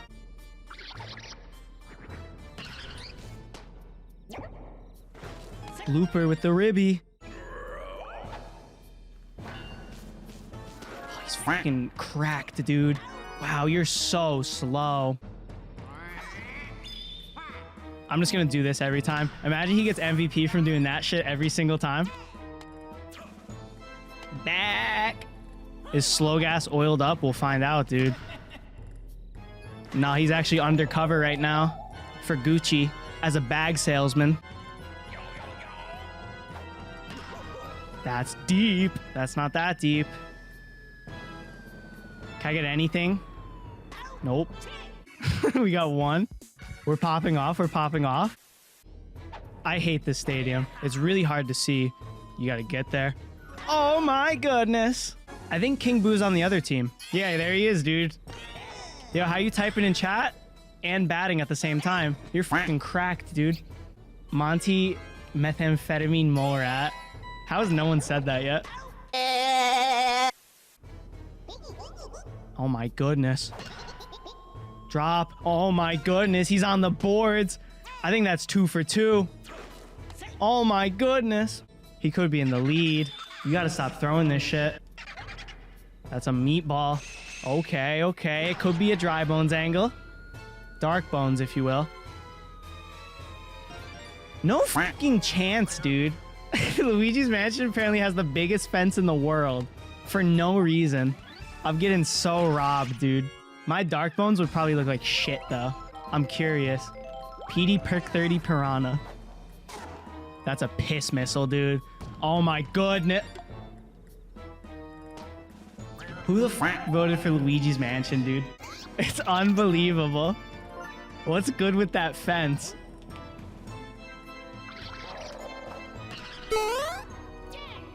Doomed. It's honestly more interesting, like, when we score less and there's not just a shit ton of home runs. All right, LeBron's in every position, dude. It's doomed. When there's not a lot of home runs, it really makes you wonder who's it gonna be. Okay, he caught that with his toes. I really don't want it to be Funky. Funky's so fucking hard to draw.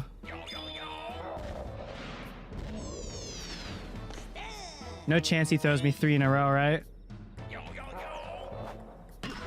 It's not a home run. No matter how deep it is, it's not a home run. But it wasn't going to go out anyways.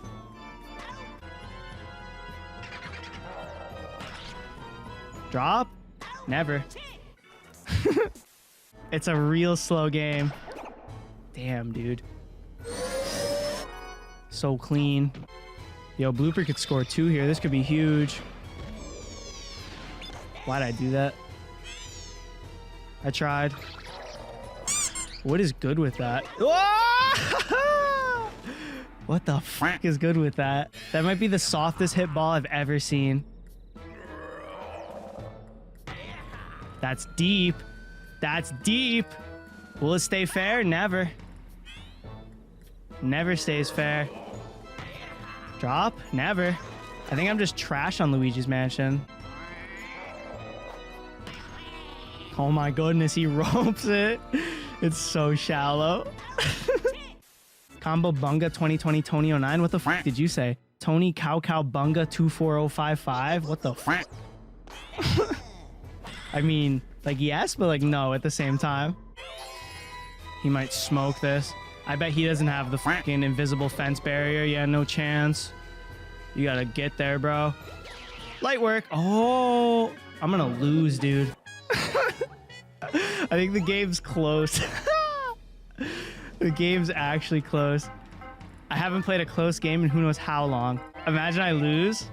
That's a meatball. Holy fuck, dude. How do you catch that? That's unbelievable. I'm curious, dude. What's gonna happen? Like, Monty could be in the fucking lead right now because he has 2 hits.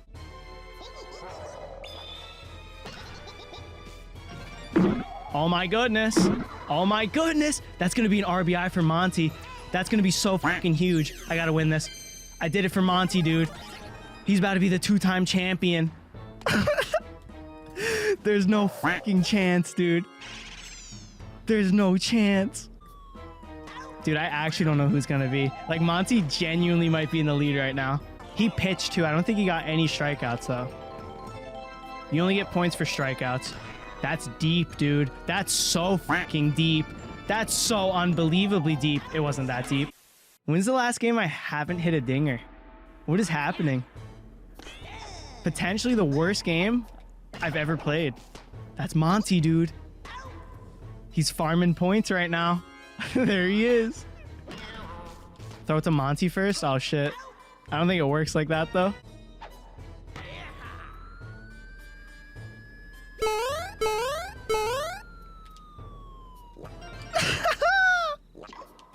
I tried. I'm trying to get nice play points because that's all we're working with. I'm going to throw the fucking game. Oh, shit. Did he get out? Oh, my goodness. It's PD Perk 30 Gonzalez, or PD Perk 30 Piranha, my bad. PD's not a part of the Gonzalez family, neither am I. Oh my goodness. That's the first dinger animation we got. Surely it's gone. Surely, right? Oh my goodness. It's possible. Could be a 2-time PD angle for sure. Waluigi's on the boards. Oh my goodness. It could be a title defense. It's not even gonna go out though. Oh my goodness, that's 2. Monty's gotta hit 1. That's a hit though. Dude, that's 4 hits. He might be 4 for 4. He might have just ordered from Wendy's. I think it's a nail biter. Oh my goodness, we took a second to warm up. Okay, well at least I'm not gonna lose the fucking game. So that's cool. That was one of the worst swings I've ever taken. That was so early. Flames are so trash.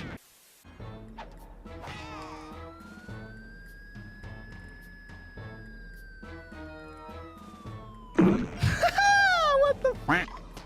I'm making a mess. I'm trying to get extra points for doing hot shot plays, but I'm getting smoked. Once again, asking Quack for OnlyFans content. We're not ready to shoot that yet, dude. And there has to be a lot of circumstances that have to fall into place to make that happen. It's a title defense, by the way. Like, I'm pretty sure it's wraps after that. I don't want to draw PD again. Drawing PD again was the fucking utmost. Can't even lie. Book it! So slow. Meatball. Oh my goodness. Nah, bro, I have 1 post on OnlyFans. Oh, he ropes it. Yeah, we'll draw it in approximately 1 inning. Once we find out who the champion is. That's the last at bat. I didn't even realize that. That's the last at bat. I think it's Petey. P's gonna get close play here, or a nice play. Oh, he fucking dove into the wall, actually.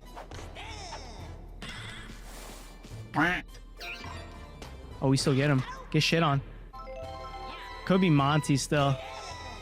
Like, probably no chance, but like, I feel like it could be PD, but I feel like I wouldn't be surprised if it was someone else. Could be an MVPD, could not be. You never know. Here it comes. Oh wait, no, I always go to the bathroom. I always drag it out. I forgot I always pause it and make it fucking super suspenseful for no reason. All right, when I was going pee, I was like, damn, that's some clear pee. And then it made me think of a couple days ago, the last time I went climbing. I was in one urinal, and I think my friend was in the other one, and he finished, and he was just like in the bathroom with me. And I'm like, damn, dude, my pee's so clear. I'm feeling so hydrated right now. There's this fucking goon just like hovering around in the bathroom for no reason. And he hears that, he just goes, I'm happy for you. And I'm like, what the fuck? I'm happy for you. It's Petey. Dude.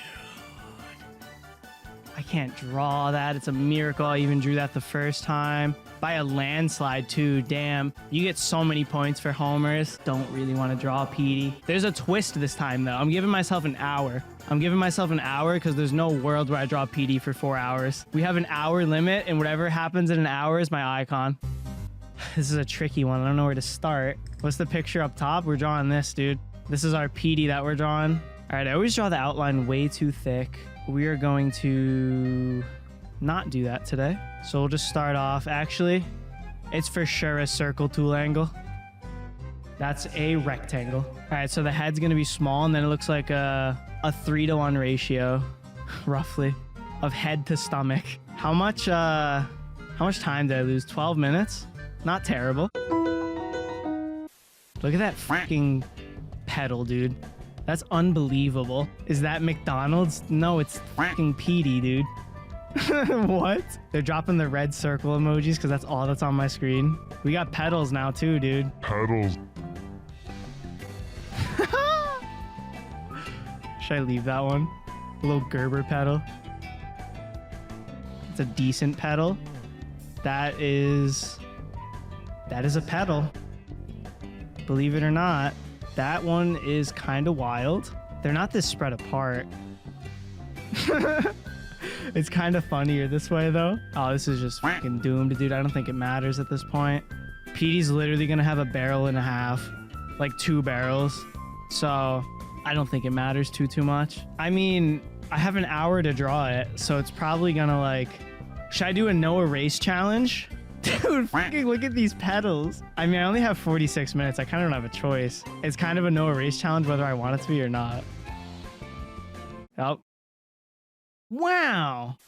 That would be fun. We'll do it a different time. That would be fun though. If I do stupid shit like that, you have to start from scratch. You have to start all over again. If you paint bucket your whole screen. Shit, this is doomed, dude. I gotta close these pedals off.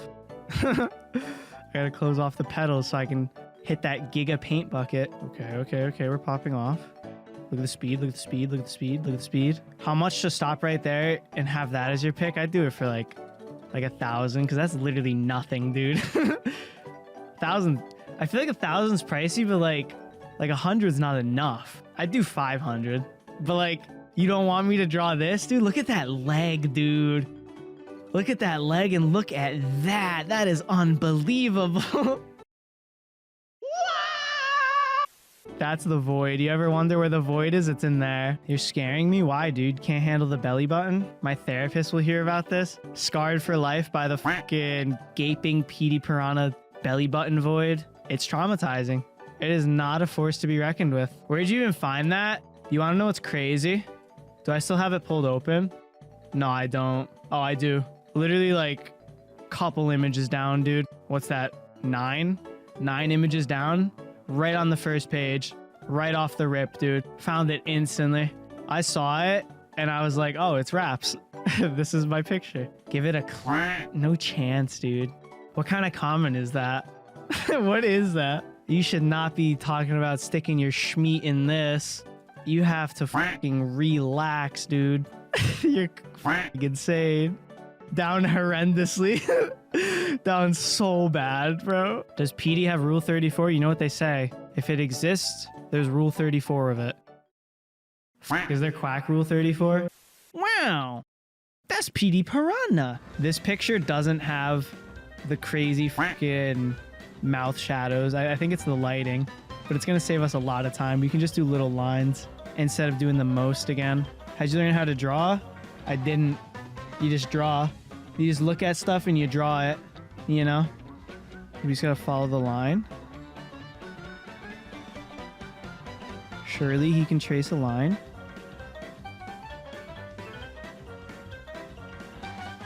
Okay, and this kind of stops like around here. Maybe. Maybe not. That mouth's fracked, dude. That's so doomed.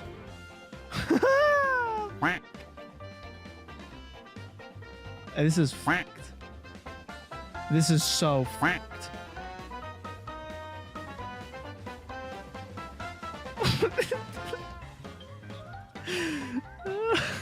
Holy, what is in the chat? Monty Moore at Mischievous Mondays, May, Murder, Mommy Milker. Wow, look at those lips. Oh no, dude. These don't even look like lips, dude. Looks like he's got a massive soybean on his freaking face for no reason. What's good with that? Or maybe it's like the outline of a fish. Maybe it'll come together when the whole mouth and the teeth and, you know, once we figure out everything. Maybe it'll come together. Maybe it won't, though. Gotta get some bottom lip action. This part's pretty easy, but unfortunately, any shading or depth is not in the budget. So this is what we're rolling with, which makes it a tad bit confusing. Just a bit. Okay. Okay, it's coming together. It's coming together. It's happening. It's happening. It kind of looks like a pussy. Just a little bit, like some soybean pussy, if you will. Dude, am I, like, from this angle?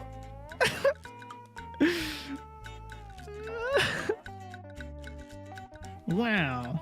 He got 2 teeth. He got 2 of them teeth. Wow. All right. That other tooth got messed up. What the fuck? Oh my goodness, dude. These are the white dots on his head, but it's on green.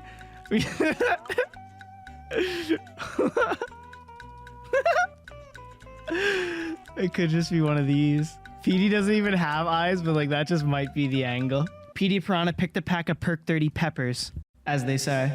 Dude, PD's got a barrel and a half, bro. It's a barrel and a half. It's like, it's tall, but it's also very wide. Oh my goodness. Oh my goodness. Give him some milkers too. Kinda diesel, can't lie. All right, so let's paint bucket that shit. And let's make it a little greener than the mouth. Just a little bit. Yo, we got 7 minutes on the clock, dude. Wasted half an hour doing quite literally who knows what. Looking good? Yeah, dude. Do you really mean it? Or are you just saying that to make me feel better? I'm gonna make this shit my profile picture. This is my career, dude. This is my legacy. People ask, what do I do for a living? I say this. What is that fucking leaf, dude? I'm leaving it. I don't give a fuck, dude. I'm not even doing the other one over here. I can't draw that, and there's just no point. Oh my goodness, this is gonna go on a t-shirt one day too. That's kind of crazy. Just cut and paste the tongue. Nah, that'd be the utmost. I'm using paint.net, dude. How much time do you have left? Probably none. Probably 3 minutes. Wow. Wow. The lip actually has to go above the tongue. That doesn't quite work. The thinnest layer of underpants possible. There's the one dot that's on it. And then there's one, like, we'll do like one more. There's like a baby one over here. Now we need that girthy ass leg. Here's what we have so far. It's kind of crazy on the zoom out. He's got one stub like back here. It's like, it's a straight up stub because of the angle. Who needs to commission artwork for their YouTube channel when you can just do it all yourself? He's got a leg and a half. It's like a girthy stub. So girthy. Wait, gotta get the angle here. That'll do. Can we... No, we cannot. How do we salvage this, dude? It's a fucking mess. All right, he just tore his pants there. Not much can be done about that. This is the worst icon. Take that back. What the fuck? What's good with that? This shit's cracked. Hello? You see this? Are we looking at the same drawing or what? We take our handy little circle tool. Yeah, that's a belly button and a half right there. Is it a little bigger than that? No chance. All right. That's fucking ginormous. Just for good measure, it's like really huge now. We need that shadow. So we're gonna go like this. Blur angle. There it is, there it is, there it is. And then we gotta get the fucking gaping hole. Woo! And then what would happen if I did one of these and like did that? We got some depth. Not quite. It's dude. Time's up. Hold up, dude. We're just pedal finessing and then we're done. Someone pass the lean. Make the belly button ooze lean. Holy shit.